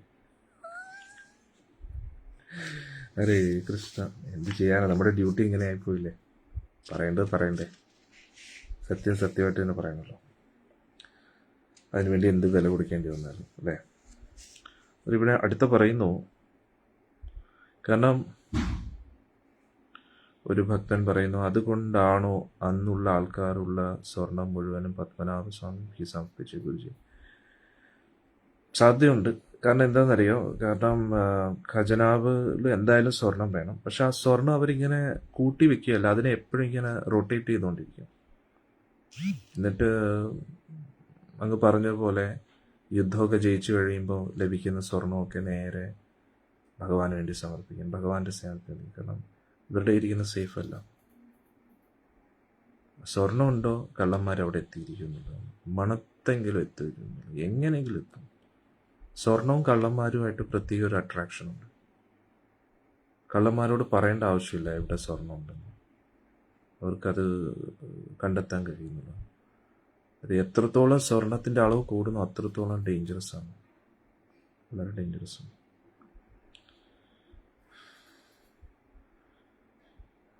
കാതിൽ കിടക്കുന്ന കമ്മലിന് വേണ്ടി വരെ കൊല ചെയ്യുന്ന ആൾക്കാരാണ്. ആകെ എത്രയാ, വളരെ കുറച്ച് ഗ്രാമേ കാണും, പക്ഷെ അതിനു വേണ്ടി പോലും കൊല്ലാൻ മടിക്കാത്ത ആൾക്കാരാണ്. വളരെ ഡേഞ്ചറസ്. ഇനി മുന്നോട്ട് അങ്ങനെ വളരെ ഡേഞ്ചറസ് ആയിട്ടുള്ള രീതിയിലാണ് കാര്യങ്ങൾ പോകുന്നത്. ഈ സ്വർണത്തിന് വേണ്ടിയാണ് എല്ലാ അടി വെട്ട് കൊത്ത് എല്ലാം നടക്കുന്നത്. ആലോചിച്ചു, എവിടെ സ്വർണം വരുന്നോ അവിടെ കപടത വരും. ഒരു ഭക്ത പറയുന്നു, പക്ഷെ ഗുരുവായൂരുള്ള സ്വർണം ദേവസ്വംകാർക്ക് അല്ല, ആരെടുത്താലും അതിൽ കലി വരും. ആ സ്വർണം ഭഗവാന്റെ സേവനത്തിന് ഉപയോഗിക്കുമ്പോൾ മാത്രമേ കലിയുടെ ദോഷം വരാതിരിക്കൂ. അതായത് ഭഗവാന്റെ ആഭരണമായിട്ട് അത് മാറുമ്പോഴോ, അല്ലെങ്കിൽ അതിലൂടെ എന്തെങ്കിലും ഭഗവാന്റെ സേവനത്തിന് വേണ്ടി എന്തെങ്കിലും ഉപയോഗിക്കാം. പക്ഷെ ഒന്ന് ആലോചിച്ച് നോക്കൂ, ഇപ്പോൾ ഭഗവാന് വേണ്ടി കെട്ടിയ ഒരു സ്വർണം എന്നിരിക്കട്ടെ, അതിനെ വിറ്റ് കാശാക്കിയിട്ട് അത് ഭഗവാന്റെ സേവനത്തിന് ആ കാശ് ഉപയോഗിക്കുന്നു. പക്ഷെ ആ സ്വർണത്തിനോടൊപ്പം കലി പോവുകയാണ്. അതായത് സ്വർണം എവിടെ ഇരുന്നാലും അവിടെ സേഫ് അല്ല, അവിടെ കലിയുടെ വാസമാണെന്നില്ല. ഇന്നത്തെ കാലത്താണെങ്കിൽ ഒരു രാജ്യത്തിൻ്റെ സമ്പദ് വ്യവസ്ഥ തന്നെ സ്വർണത്തിൻ്റെ അടിസ്ഥാനത്തിലാണ്. ഏറ്റവും കൂടുതൽ സ്വർണം, ഏറ്റവും കൂടുതൽ സമ്പത്ത്, ഏറ്റവും കൂടുതൽ കലിയുടെ സ്ഥലം. സോ എത്ര ഡേഞ്ചറസ് ആയിട്ടുള്ളൊരു ഇതാണെന്ന് നോക്കണേ. അന്നേരം സത്യം പറഞ്ഞാൽ വളരെ കൺഫ്യൂസിങ് ആണ്. ഞാൻ ഭാഗവതം ആദ്യം പഠിച്ചു അന്ന് മുതൽ ഞാൻ കൺഫ്യൂസ്ഡ് ആവുകയാണ്. എന്തുകൊണ്ട് പരീക്ഷിത് മഹാരാജ് സ്വർണം എന്നൊരു വാക്ക് ഉപയോഗിച്ചു?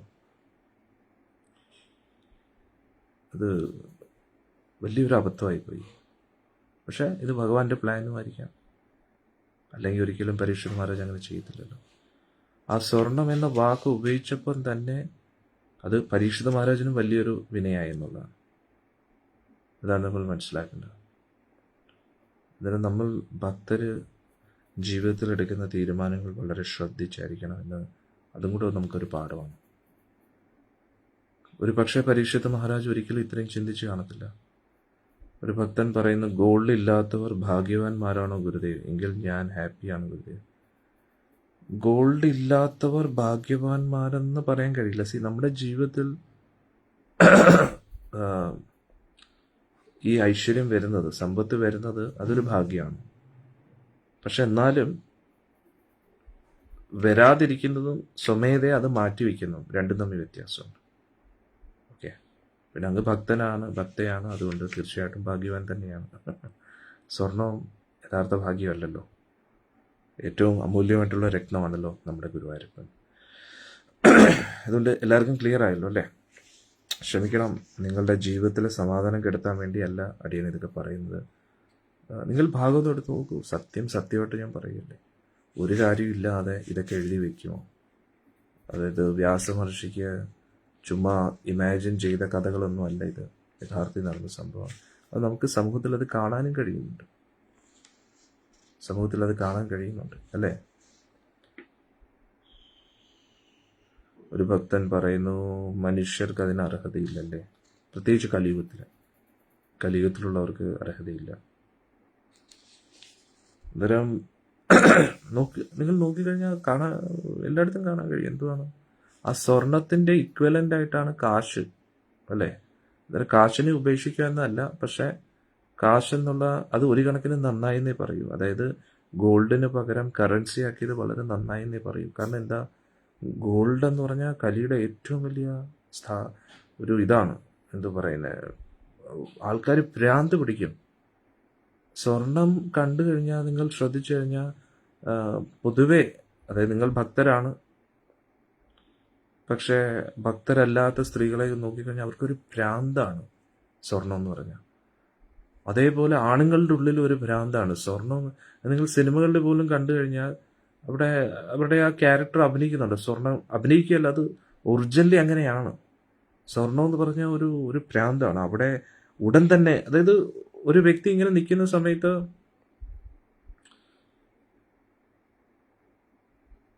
ഒരു ഭക്തൻ പറയുന്നു, സ്വർണത്തിന് വില കൂടുന്നതിനനുസരിച്ച് ആപത്ത് കൂടി. വളരെ കറക്റ്റാണ്. ഇപ്പൊ ഉദാഹരണത്തിന്, അടുത്തത് നിങ്ങൾ വഴി കൂടെ ഇങ്ങനെ നടക്കുമെന്നിരിക്കട്ടെ. വഴിയിൽ ഒരു മോതിരം വീണ് കിടക്കുന്നതായിട്ട് കണ്ടു. അത് സ്വർണമാണോ അല്ലയോ എന്ന് നിങ്ങൾക്ക് അറിഞ്ഞുകൂടാ. പക്ഷെ സ്വർണത്തിൻ്റെതായിട്ടുള്ള ഒരു തിളക്കമൊക്കെ നിങ്ങളതിൽ കണ്ടു കഴിഞ്ഞാൽ ആദ്യം നിങ്ങൾ ചുറ്റും നോക്കും. ആരും കണ്ടില്ലല്ലോ അല്ലേ? എന്നിട്ട് അതായത് സ്വർണം വന്ന ഉടൻ തന്നെ കപടത വരുമെന്നിട്ട്.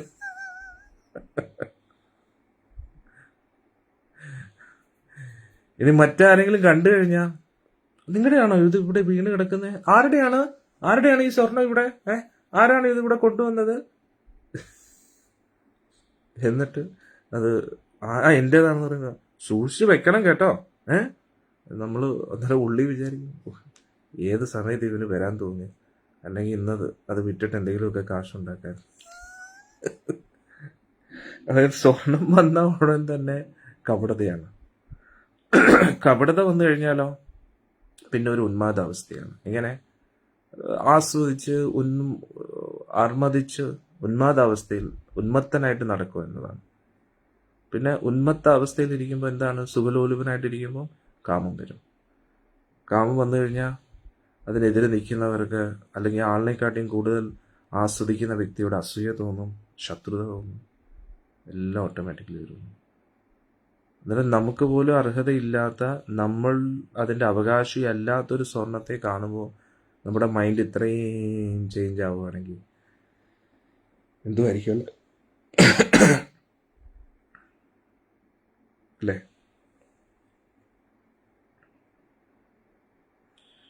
ഒരു ഭക്ത പറയുന്നു, ആഗ്രഹിക്കുന്നുണ്ട് വീണ് കിട്ടിയാലെങ്കിൽ. ഇപ്പോഴും ആഗ്രഹമുണ്ടോ? എന്ത് സംസാരമോടോ ഇതൊക്കെ? സത്സംഗം കേട്ടിട്ടൊന്നും മനസ്സിലായില്ലേ? അന്നേരം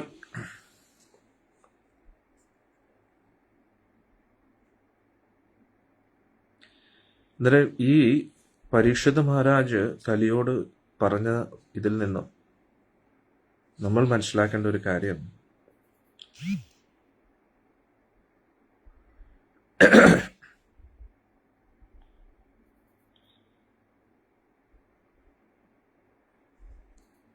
എന്തോ ഒരു മലയാളത്തിലൊരു പഴഞ്ചൊല്ല് തന്നെ ഇല്ലേ, എന്തോ കനകം മൂലം കാമിനി മൂലം, അങ്ങനെ എന്തൊക്കെയോ പറയാല്ലേ. എല്ലാം അവിടെ നിന്നാണ് തുടങ്ങുന്നത്. സ്വർണം കയ്യിൽ വന്നു കഴിഞ്ഞാൽ ഉടൻ തന്നെ ലൈംഗിക ബന്ധത്തിനോടുള്ള താല്പര്യം വർദ്ധിക്കും.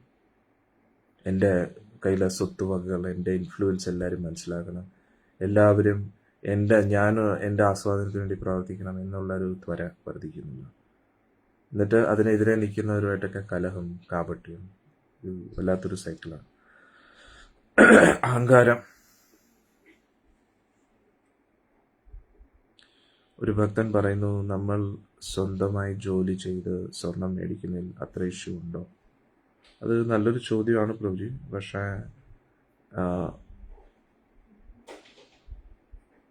ഒരു ഭക്തൻ പറയുന്നു, സ്വാമിജി എൻ്റെ മോതിരം റോഡിലോ എവിടെയോ കളഞ്ഞു പോയി, തിരിച്ചു കിട്ടും. കനകം മൂലം കാമിനി മൂലം കലഹം പലതരം. ഓക്കെ, അന്നേരം ഇതൊരു സൈക്കിളാണ്. പരീക്ഷിത മഹാരാജ് അധർമ്മത്തിലൂടെ സ്വർണം ഉണ്ടാക്കുന്ന ആളല്ല. അന്നേരം പിന്നെ വേറൊരു കേസ് നിങ്ങൾ ഒബ്സർവ് ചെയ്തു കഴിഞ്ഞാൽ, ജരാസന്ധന്റെ കിരീടത്തിലാണ് കലി ഇരുന്നത്. ഓക്കെ, അത് നിങ്ങളൊന്ന് പഠിക്കുക. കാരണം ഇതിൽ നിന്നെല്ലാം പഠിക്കേണ്ട കാര്യങ്ങളാണല്ലോ. അന്നേരം പരീക്ഷിത് മഹാരാജ് പറഞ്ഞു, എന്താ സ്വർണം എവിടെയുണ്ടോ അവിടെ പോയി ഇരിക്കാൻ പറഞ്ഞു. അന്നേരം കലിയുടെ സ്വഭാവം നോക്കണേ. കലി അപ്പോൾ എന്താ ചെയ്തതെന്ന് വെച്ചാൽ, രാജ്യത്തിൽ എത്രയോ സ്ഥലങ്ങളിൽ സ്വർണം കാണും. അന്നേരം അവിടേക്ക് ഇരിക്കാമായിരുന്നല്ലോ. പക്ഷെ നേരെ എവിടെ പോയിരുന്നത്? പരീക്ഷിത് മഹാരാജന്റെ ഖജനാവിൽ. പരീക്ഷിത് മഹാരാജന്റെ ഖജനാവിൽ. അത് നമുക്ക് വലിയൊരു പാഠമല്ലേ? അതായത് ഒരു പക്ഷേ നമ്മുടെ വീട്ടിലുള്ള സ്വർണത്തിൽ കലിയുടെ വാസം അത്രത്തോളം കാണത്തില്ലെന്ന് വേണമെങ്കിൽ പറയാം, നമ്മളെ സമാധാനിപ്പിക്കാൻ വേണ്ടി വേണമെങ്കിൽ പറയാം. പക്ഷേ ഏറ്റവും കൂടുതൽ കലി ടാർഗറ്റ് ചെയ്യുന്നത് കലിക്ക് തടസ്സമായി പ്രവർത്തിക്കുന്ന വ്യക്തികളുടെ, അവരുടെ കൂട്ടത്തിലായിരിക്കും, അവരെ തകർക്കാനായിരിക്കും കലി ഏറ്റവും കൂടുതൽ നോക്കുന്നത്. കാരണം എന്താ? അവരാണല്ലോ കലിക്ക് എതിരെ നിൽക്കുന്നത്. മനസ്സിലായില്ലേ? അന്നേരം പരീക്ഷിത മഹാരാജ് വലിയ രീതിയിൽ കലിയെ ബ്ലോക്ക് ചെയ്യാൻ പറ്റുന്ന ഒരാളാണ്. അതുകൊണ്ട് കലി മറ്റ് സ്ഥലങ്ങളിൽ പോകുന്നതിന് പകരം ആദ്യം പോയത് എവിടെയാ? പരീക്ഷിത്തിന്റെ ഖജനാവിലാണ്. എന്നിട്ട് അതില് ജരാസന്ധന്റെ കിരീടം തന്നെ തിരഞ്ഞെടുത്തു. എന്തുകൊണ്ട് ജരാസന്ധന്റെ കിരീടം തിരഞ്ഞെടുത്തു? കാരണം കലിക്കറിയാം, ഞാൻ മറ്റ് ആഭരണങ്ങൾ, കാരണം പരീക്ഷിത് എന്തായാലും വരും, കിരീടം, ആള് ഖജനാവിൽ നിന്ന് പുതിയ പുതിയ കിരീടം ധരിക്കാറുണ്ട്. അന്നേരം മറ്റ് കിരീടങ്ങൾ ധരിച്ചു കഴിഞ്ഞാൽ എനിക്ക് അത്രത്തോളം പരീക്ഷത്തിനെ തകർക്കാൻ കഴിയില്ല. അന്നേരം പരീക്ഷത്തിനെ തകർക്കണമെങ്കിൽ അത്രത്തോളം ഒരു അധർമ്മത്തിന്റെ ശക്തിയും കൂടെ എനിക്ക് വേണം. അന്നേരം അധർമ്മമായിട്ട് സ്വർണം ഉണ്ടാക്കിയ, അതിൽ നിന്ന് കിരീടം ഉണ്ടാക്കിയ ദുഷ്ടനായ ജരാസന്ധൻ കുറെ കാലം ഇട്ട കിരീടം. അന്നേരം അധർമ്മവും കലിയും കൂടെ ചേരുമ്പോൾ പിന്നെ വലിയ പ്രശ്നത്തിലേക്ക് കലാശിക്കുന്നു. അതുകൊണ്ട് നമുക്ക് ലഭിക്കുന്ന സ്വർണമൊക്കെ അത് നമ്മൾ എത്ര കഷ്ടപ്പെട്ട് അധ്വാനിച്ചുണ്ടാക്കിയാലും അറിയാലോ സ്വർണ്ണക്കടക്കാർ എങ്ങനെയാ സ്വർണം ഉണ്ടാക്കുന്നത്. ഒരു ഭക്ത വളരെ ഇമ്പോർട്ടൻ്റ് ആയിട്ടുള്ള ഒരു പോയിന്റ് പറയുന്നു, എല്ലാവർക്കും കൈയടിക്കാം ആ പോയിന്റിന്. സത്യം, സ്വർണ്ണ ബിസിനസ് ചെയ്യുന്നവർ പോയിന്റ് എന്ത് ചെയ്യത്, സ്വർണ്ണ ബിസിനസ് ചെയ്യുന്നവരൊക്കെ കുറെ കഴിയുമ്പോൾ തകരുന്നുണ്ട്. അതെ, അതാണ് മനസ്സിലാക്കുന്നത്. സ്വർണം വീണ് കിട്ടിയാൽ എടുക്കരുത്, എടുക്കുന്ന ആൾ നശിച്ചു പോകും. ബലത്തിൽ ഭണ്ഡാരത്തിൽ ഇടണം, അല്ലെങ്കിൽ എടുത്താൽ നമ്മൾ നശിച്ചു പോകും. അഡ്രസ്സ് വരെ ഇല്ലാതായും നശിച്ചു പോകും. അനുഭവം എൻ്റെ അച്ഛനുണ്ട്, കണ്ടില്ലേ? ഒരു ഭക്ത പറയുന്നു, നാമജപത്തിലൂടെ കലിയെ അകത്തി നിർത്താൻ കഴിയില്ല. തീർച്ചയായിട്ടും നാമജപം മാത്രമേ ഉള്ളൂ. ഒരു ഭക്ത പറയുന്നു, ഭഗവാന്റെ ലോക്കറ്റുള്ള സ്വർണത്തിൽ കലി കയറുമോ ഗുരുദേവ്? സ്വർണമാണ് മോളെ, എന്ത് സംഭവിക്കാം അല്ലേ? പിന്നെ ഭഗവാന്റെ രൂപം ആയതുകൊണ്ട് പിന്നെ കുഴപ്പമില്ലെന്ന് വേണമെങ്കിൽ നമുക്ക് പറയാം, കുഴപ്പമില്ലെന്ന് വേണമെങ്കിൽ പറയാം. പക്ഷെ എന്തായാലും ആലോചിച്ച് നോക്കൂ, ഈ സീമന്തകമണി അറിയാലോ എല്ലാവർക്കും. സീമന്തകമണി ഭഗവാൻ ഒരിക്കലും കയ്യിൽ വെച്ചിട്ടില്ല. സത്രാജിത്ത് ഭഗവാന്റെ അടുത്ത് ആദ്യമൊക്കെ ഭഗവാനോട് എതിർപ്പൊക്കെ തോന്നിയിട്ട് പിന്നെ തിരിച്ചു, എനിക്ക് വേണ്ട, അങ്ങ് വെച്ചോളൂ കേട്ടോ, അങ്ങക്ക് ഇനിയും പണി കിട്ടാനുണ്ട്.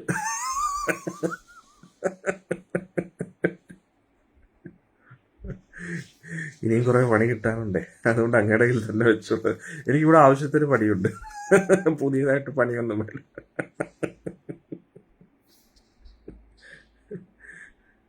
അന്നേരം അതേപോലെയാണ് സ്വർണം എന്ന് പറയുന്നത്. ഈ പണ്ടത്തെ ഏതൊരു സിനിമയില്ല, ജൂനിയർ മാൻഡ്രിക് എന്ന് പറഞ്ഞ പോലെ അല്ലേ? ആരുടെയെങ്കിലും ആ ബിംബം വരുന്നോ അവർക്കൊക്കെ പണി കിട്ടും. ഏറ്റവും വലിയ കോമഡി അതിൻ്റെ ഉള്ളിൽ സ്വർണവും അത് രത്നങ്ങളും ഒക്കെ ഉണ്ട്. ഗോൾഡ് കുറെ അതിനകത്ത് കുത്തി വെച്ചിട്ടുണ്ട്. അങ്ങനെ നോക്കുമ്പോൾ കറക്റ്റാണ്. അന്നേരം ഇവിടെ പരീക്ഷിത മഹാരാജനെ പോലും കലി ഇത്രത്തോളം ഇൻഫ്ലുവൻസ് ചെയ്യാൻ പറ്റുമെങ്കിൽ എങ്ങനെ ഇൻഫ്ലുവൻസ് ചെയ്തു? അത് ഇത്രയും ഭഗവാന്റെ ഉത്തമ ഭക്തനായ, ഭഗവാനെ ഗർഭത്തിനുള്ളിൽ തന്നെ ദർശിച്ച ആ പരീക്ഷിത മഹാരാജിനെ പോലും വഴിതെറ്റിക്കാൻ കഴിയും. ഭക്ത പറയുന്നത് വിദേശികളാണ് മെഡിക്കൽ. അതെ, അവർ ഉപയോഗിക്കാറില്ല അല്ലെ, വളരെ റയർലി ആയിട്ട്. ഒരു ഭക്ത പറയുന്നത് ഇപ്പോൾ സ്വർണത്തിനോടൊന്നും വലിയ താല്പര്യമില്ല. എന്തായാലും മനസ്സിലാക്കും എന്താ വേണ്ടത് അല്ലേ. ഇവിടെ പറയുന്നു, പരീക്ഷിത മഹാരാജ് വളരെ ആലോചിച്ചിട്ടാണ് കലിയുടെ സ്വഭാവം മനസ്സിലാക്കി ആണ് ഒരു ഉത്തരവാദിത്തമുള്ള രാജാവിന്റെ കടമ എന്നുള്ള രീതിയിലാണ് ഈ സ്ഥലങ്ങളൊക്കെ കൊടുത്തത്.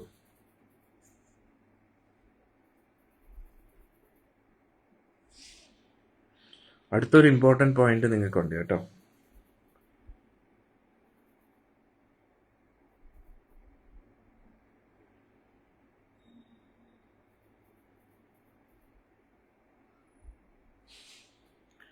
കലിയുടെ സ്വഭാവം അനുസരിച്ചുള്ള സ്ഥലങ്ങൾ കലിക്ക് കൊടുത്തു.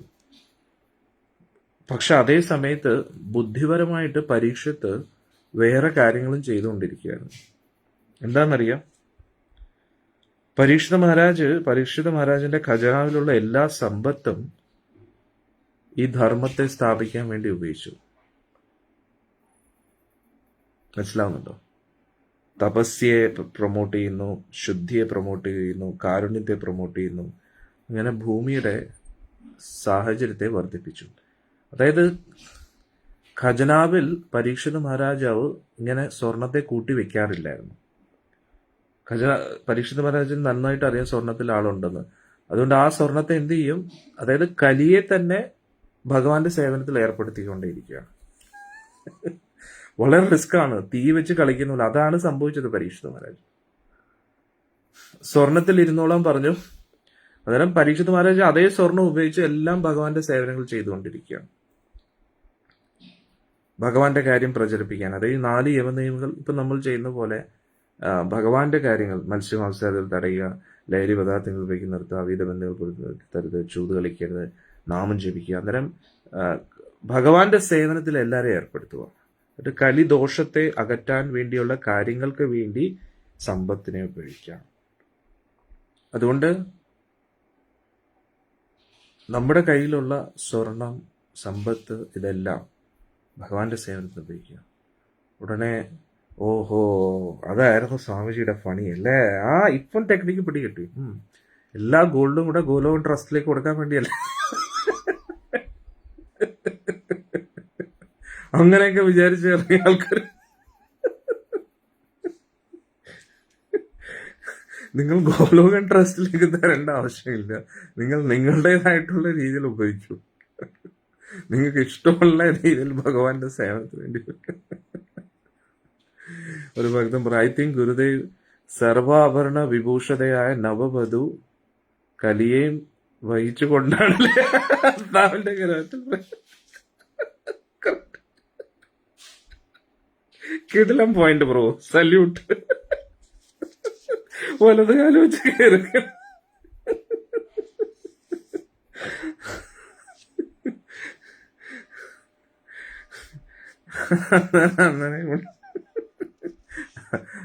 നേരത്തെ പറഞ്ഞ പോലെ എല്ലാരും വിചാരിക്കും ഓഹോ എല്ലാ സ്വാമിജിയുടെ ടെക്നിക്ക് എല്ലാം അങ്ങോട്ട് കൊണ്ടുപോകാൻ, ഗോലോകൻ ട്രസ്റ്റിലേക്ക് കൊണ്ടുപോകാനുള്ള പരിപാടിയാണ്.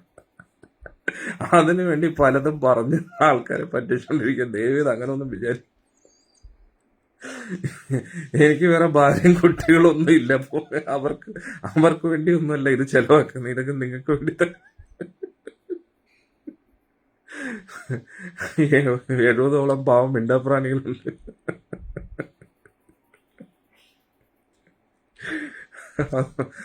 അന്നേരം ഞാൻ പോലും ഈ പോയിന്റിനെ കുറിച്ച് ആലോചിച്ചില്ല, പക്ഷെ ഈ പോയിന്റ് ഇവിടെ വന്നു. അതായത് ഇവിടെ പറയുന്നു പരീക്ഷത്ത് മഹാരാജ് ബുദ്ധിപരമായിട്ട് സ്വർണ്ണ ആഭരണങ്ങള്, സ്വർണ്ണ രത്നങ്ങളെ എല്ലാം ഭഗവാന്റെ സേവനത്തിന് വേണ്ടി ഉപയോഗിച്ചു. അന്നേരം ഞാൻ അങ്ങ് പറഞ്ഞു പോയതാ, അല്ലാതെ ഇത് സ്ക്രിപ്റ്റ് ചെയ്തിട്ട് കറക്റ്റായിട്ട് കലിയുടെ ദോഷങ്ങൾ പറഞ്ഞ് സ്വർണത്തെ കുറിച്ച് പറഞ്ഞ് നിങ്ങളെയൊക്കെ പേടിപ്പിച്ചിട്ട് ആ സ്വർണം ഭഗവാന്റെ സേവനത്തിൽ ഏർപ്പെടുത്തും. ഹരേ കൃഷ്ണ. എന്തായാലും പരീക്ഷിത് മഹാരാജ് എന്ത് ചെയ്തു, വളരെ ബുദ്ധിപരമായിട്ട് എല്ലാ സ്വർണ രത്നങ്ങളെയൊക്കെ എന്ത് ചെയ്തു. പിന്നെ നിങ്ങൾക്ക് വേറൊരു പരിപാടി ചെയ്യും കേട്ടോ. സ്വർണം എന്നാണ് പറഞ്ഞിട്ട്, ഡയമണ്ട് എന്ന് പറഞ്ഞിട്ടില്ല.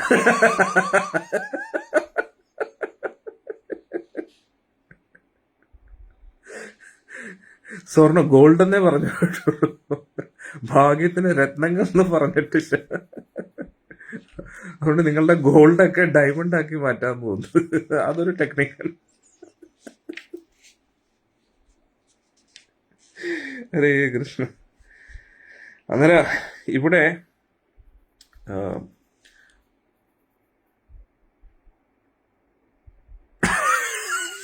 നല്ല കൈയടി കേട്ടോ. നമ്മുടെ മോഹനശീല കിടിലം.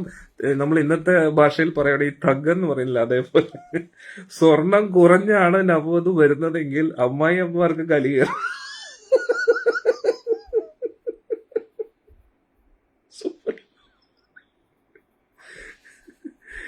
ഒരു ഭക്തർ അങ്ങനെയൊന്ന് കിടിലം പോയിന്റ്. അടുത്ത ഇവിടെ പറയുന്നു എന്തോ അടുത്ത അങ്ങനെ ഒന്നും ഒരിക്കലും ചിന്തിക്കില്ല ഗുരുദേവ്, ഞങ്ങളുടെ ഗുരുദേവനെ ഞങ്ങൾക്ക് അറിയാം, അറിഞ്ഞാൽ കൊള്ളു. അടുത്തൊരാളോ എല്ലാം വരും, അത് അംഗീകരിച്ചെങ്കിൽ പെൺകുട്ടികൾ ഉള്ളവർക്ക് ആശ്വാസമായനെ. അടുത്ത ഭക്ത പറയുന്നത് പരമസത്യം ഗുരുദേവ്, ഇതുവരെ ഈ സ്വർണത്തെ പറ്റി അറിയില്ല, ഇങ്ങനെ ഒരു ഗുലുമാലുണ്ട്.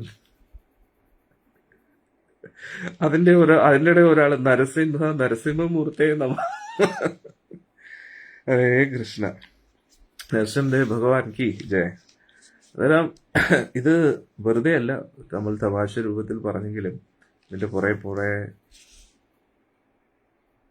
ഒരു ഭക്ത പറയുന്ന ഡയമണ്ട് സ്വർണത്തിലാണ് ചെയ്യുന്നത്. ശരിയാ, ഡയമണ്ട് മാത്രമായിട്ട് എങ്ങനെ നമുക്ക് വയ്ക്കാൻ പറ്റുന്നത്? അതിന്റെ കൂട്ടത്തിൽ ഗോൾഡും കൂടെ വരും ഓട്ടോമാറ്റിക്കലി.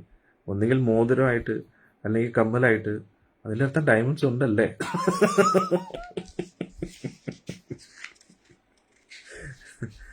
അന്നേരം ഗോൾഡ് ഇല്ലാതെ ഡയമണ്ട് മാത്രമായിട്ട് എന്തിനു വേണ്ടി ഇങ്ങനെ നോക്കി ഇടയ്ക്കിടയ്ക്ക് ഇങ്ങനെ നോക്കാം, എന്നിട്ട് ഇവിടെ വെക്കാം.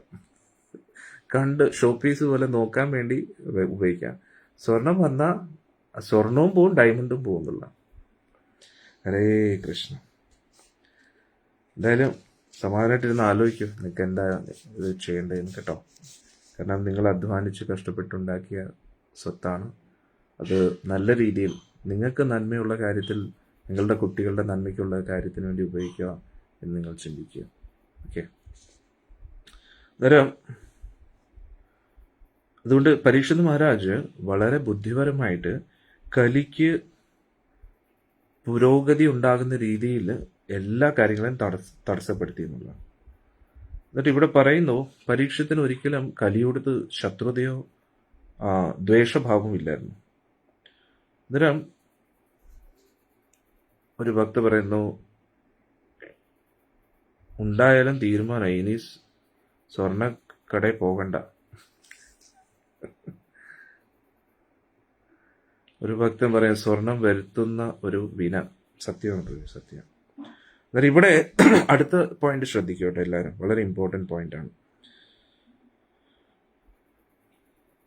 പരീക്ഷിത് മഹാരാജ് സ്വർണം ഉള്ളിടത്ത് കലി വസിച്ചുകൊള്ളൂ എന്ന് പറയാൻ ഒരു കാരണമുണ്ടെന്ന് പറയുന്നു.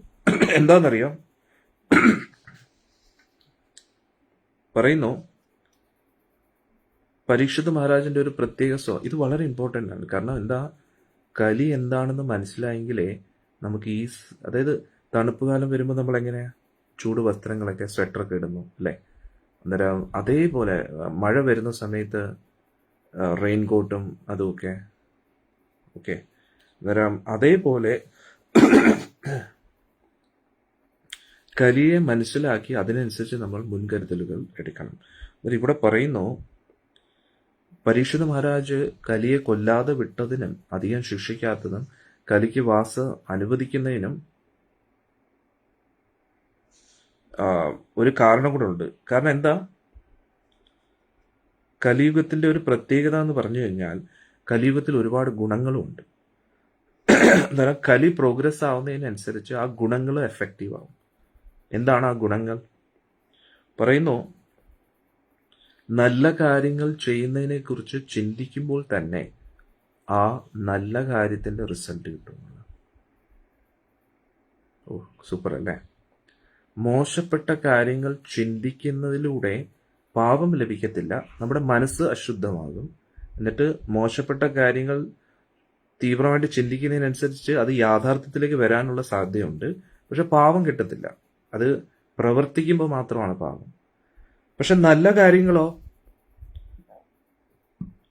ചെയ്തില്ല എങ്കിൽ പോലും നല്ല കാര്യങ്ങൾ ചെയ്യുന്നതിനെ കുറിച്ച് ചിന്തിക്കുമ്പോൾ തന്നെ നമുക്ക് അതിന്റെ റിസൾട്ട് വരുന്നുണ്ട്. ക്ഷമിക്കണം, ഈ സംസാരിക്കുന്നതിന്റെ ഇടയിൽ ഇങ്ങനെ എമ്പക്കം വരുന്നത്. വെള്ളം കുടിച്ചാലും എമ്പക്കം, വെള്ളം കുടിച്ചില്ലേലും എമ്പക്കം. എന്താണ്? ക്ഷമിക്കണം കേട്ടോ, അത് എന്തോ ഹെൽത്ത് ഇഷ്യൂ ഉണ്ടാകും. അന്നേരം ഇവിടെ പറയുന്നു, കലിയുഗത്തിന്റെ പ്രത്യേകത നല്ല കാര്യങ്ങൾ ചെയ്യുന്നതിനെ കുറിച്ച് ചിന്തിക്കുമ്പോൾ തന്നെ നമുക്ക് അതിന്റെ റിസൾട്ട് കിട്ടും. അന്നേരം മോശപ്പെട്ട കാര്യങ്ങളോ അത് പ്രവർത്തിക്കുമ്പോൾ മാത്രമാണ് അതിന്റെ റിസൾട്ട് കിട്ടുന്നത്. അന്നേരം അങ്ങനെയുള്ള ഒരു ഗുണം കലിയുഗത്തിനുണ്ട്. പക്ഷെ അതേ സമയത്ത് വേറൊരു കാര്യം പറയുന്നു, പൊതുവെ ബുദ്ധിയില്ലാത്ത വ്യക്തികൾക്ക് കലി എന്ന് പറഞ്ഞാൽ വളരെ ഭയാനകമാണെന്ന്. ആ കലി വളരെ ഡേഞ്ചറസ് ആണ് എന്ന് പറയുന്നു. ഒരു ഭക്ത പറയുന്നത് എപ്പോഴും സച്ചിന്തയോടെ ഇരിക്കണം, അല്ലെ ഗുരുപദേ? അതാണ് മെയിൻ. അന്നേരം ബുദ്ധിയില്ലാത്ത വ്യക്തികളെ സംബന്ധിച്ചിടത്തോളം കലി വളരെ ഭയാനകരമാണ്. പക്ഷെ അതേ സമയത്ത് ആത്മനിയന്ത്രണം സ്വായത്തമാക്കിയ ഭക്തർക്ക് കലിയെ പേടിക്കേണ്ട ആവശ്യമില്ല എന്ന് പറയുന്നു. അതുകൊണ്ട് പരീക്ഷിത് മഹാരാജ് എന്ത് ചെയ്തെന്ന് പറഞ്ഞാൽ, മൂഢരായിട്ടുള്ള വ്യക്തികളെ പ്രത്യേകം ശ്രദ്ധിച്ചുകൊണ്ടേയിരിക്കും.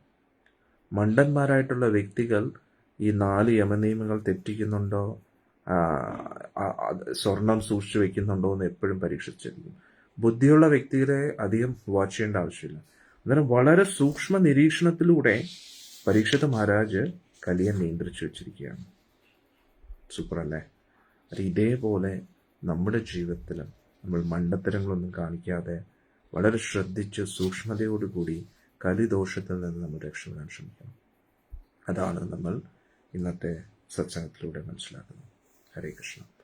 ഇനി വൈകുന്നേരം നമുക്ക് മഹാഭാരതത്തിൽ കാണാം. ഇതൊന്നും ഞാൻ തമാശയ്ക്ക് പറഞ്ഞെങ്കിലും ഒരിക്കലും നിങ്ങളുടെ ജീവിതത്തിൽ ഒരു ബുദ്ധിമുട്ടുണ്ടാക്കാൻ വേണ്ടി ഞാൻ പറയുന്നതല്ല, നിങ്ങളെ കൺഫ്യൂസ് ചെയ്യിപ്പിക്കാൻ വേണ്ടി ഞാൻ പറയുന്നതല്ല. പക്ഷേ യാഥാർത്ഥ്യമായിട്ടുള്ളൊരു കാര്യമാണ്, അല്ലേ? നമ്മൾ അറിഞ്ഞോ അറിയാതെ നിങ്ങൾക്ക് തന്നെ അറിയാമല്ലോ, നമ്മൾ ഈ സത്സംഗത്തിൽ വരുന്നതിന് മുമ്പേ നമ്മുടെ ജീവിതം എങ്ങനെയായിരുന്നു. അത് ഞാൻ പറഞ്ഞു തന്ന അറിവുകൾ കൊണ്ടല്ല നിങ്ങളുടെ ജീവിതം മാറിയത്, തീർച്ചയായിട്ടും അങ്ങനെയാണ്. പക്ഷേ അതിന് ഞാൻ ഒരു നിമിത്തമായതേ ഉള്ളൂ.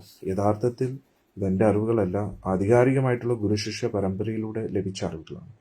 അതുകൊണ്ട് എൻ്റെ ലക്ഷ്യം വളരെ സിമ്പിളാണ്. എനിക്ക് ഒരു സ്വാർത്ഥതയില്ല, സ്വാർത്ഥത ഉണ്ടാകാൻ പാടില്ല. അങ്ങനെയാണെങ്കിൽ ഈ ഒരു സ്ഥാനത്ത് ഇരിക്കാൻ പാടില്ല. അതുകൊണ്ട് ഞാൻ ഒരിക്കലും ഈ സ്ഥാനമാനങ്ങളെ കാംക്ഷിച്ചിട്ടോ അങ്ങനെ ഒന്നും ഉദ്ദേശിച്ച് പറയുന്ന വ്യക്തിയല്ല. അങ്ങനെയാണെങ്കിൽ എനിക്ക് യൂട്യൂബിൽ പല വീഡിയോസും ഇത് ചെയ്താൽ നിങ്ങൾക്ക് ഇത് കിട്ടും, അത് ചെയ്താൽ നിങ്ങൾക്ക് ഇത് കിട്ടും എന്നൊക്കെ പറഞ്ഞ് പറ്റിച്ച് വ്യൂസ് കൂട്ടാനും ഫോളോവേഴ്സിനെ കൂട്ടാനും ശ്രമിക്കുന്ന ആൾക്കാരെ പോലെ എനിക്ക് സംസാരിക്കും. പക്ഷേ സത്യമായിട്ട് പറയുമ്പോൾ ഇപ്പോൾ വളരെ കുറച്ച് പേരെ കാണും അത് സ്വീകരിക്കാൻ. കാരണം നമ്മൾ അധർമ്മത്തെക്കുറിച്ച് സംസാരിച്ചു കഴിഞ്ഞാൽ ലക്ഷക്കണക്കിന് ആൾക്കാർ കാണും.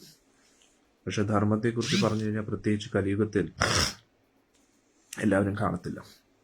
പക്ഷെ ആ കുറച്ചു പേര് മതി ഈ ലോകത്തെ തന്നെ മാറ്റാൻ. ഒരിക്കൽ ഞാനും ഇങ്ങനെ ഇടയ്ക്ക് ചിന്തിക്കാറുണ്ട്, നമ്മൾ ഇത്രയും നല്ല അറിവുകളാണ് പറഞ്ഞു കൊടുക്കുന്നത്, പക്ഷെ ഒരുപാട് പേർക്ക് ഇത് ഇൻട്രസ്റ്റ് ഇല്ല, എന്താ ചെയ്യുക. പക്ഷെ അപ്പോഴൊക്കെ എനിക്ക് പ്രചോദനം നൽകുന്ന പ്രഭുപാജിയുടെ വാക്കുകളാണ്. ഒരിക്കൽ പ്രഭുപാജി അമേരിക്കയിൽ പോയ സമയത്ത് പ്രഭുപാജി എടുത്ത് ഒരു റിപ്പോർട്ടർ ചോദിച്ചു, നിങ്ങൾ വലിയ എന്തോ സംഭവമാണെന്നൊക്കെ പറഞ്ഞ് വലിയ തത്വങ്ങളൊക്കെ പറയുന്നു, ആകെ കുറച്ച് പേരല്ലേ നിങ്ങളുടെ കൂട്ടത്തിലുള്ളതെന്ന്. അന്നേരം പ്രഭുപാജി പറഞ്ഞു, ആകാശത്ത് ഒരുപാട് നക്ഷത്രങ്ങളുണ്ട്, പക്ഷേ ഇത്രയും നക്ഷത്രങ്ങൾ ഉണ്ടായിട്ട് എന്താ പ്രയോജനം?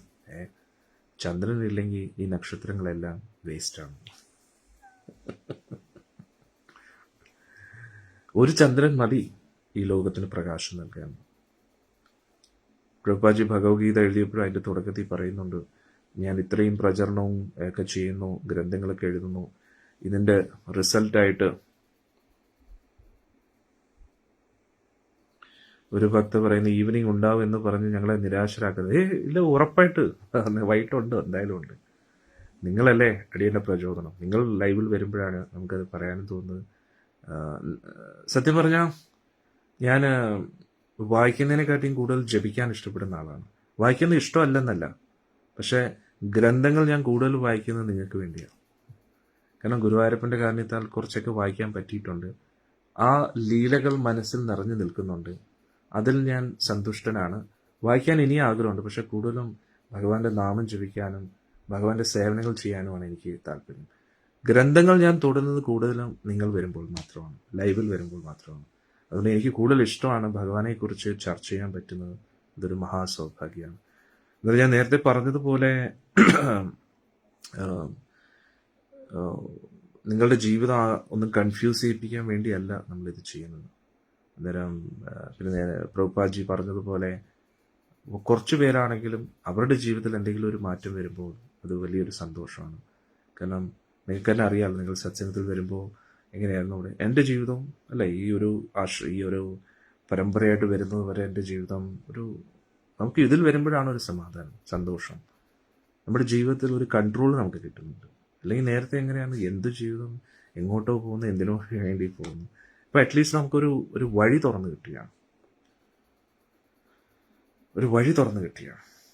എങ്ങനെയായിരിക്കണം നമ്മുടെ ജീവിതം, എങ്ങനെയായിരിക്കും നമ്മുടെ ജീവിതത്തിന്റെ ലക്ഷ്യം എന്നൊക്കെ, അല്ലേ?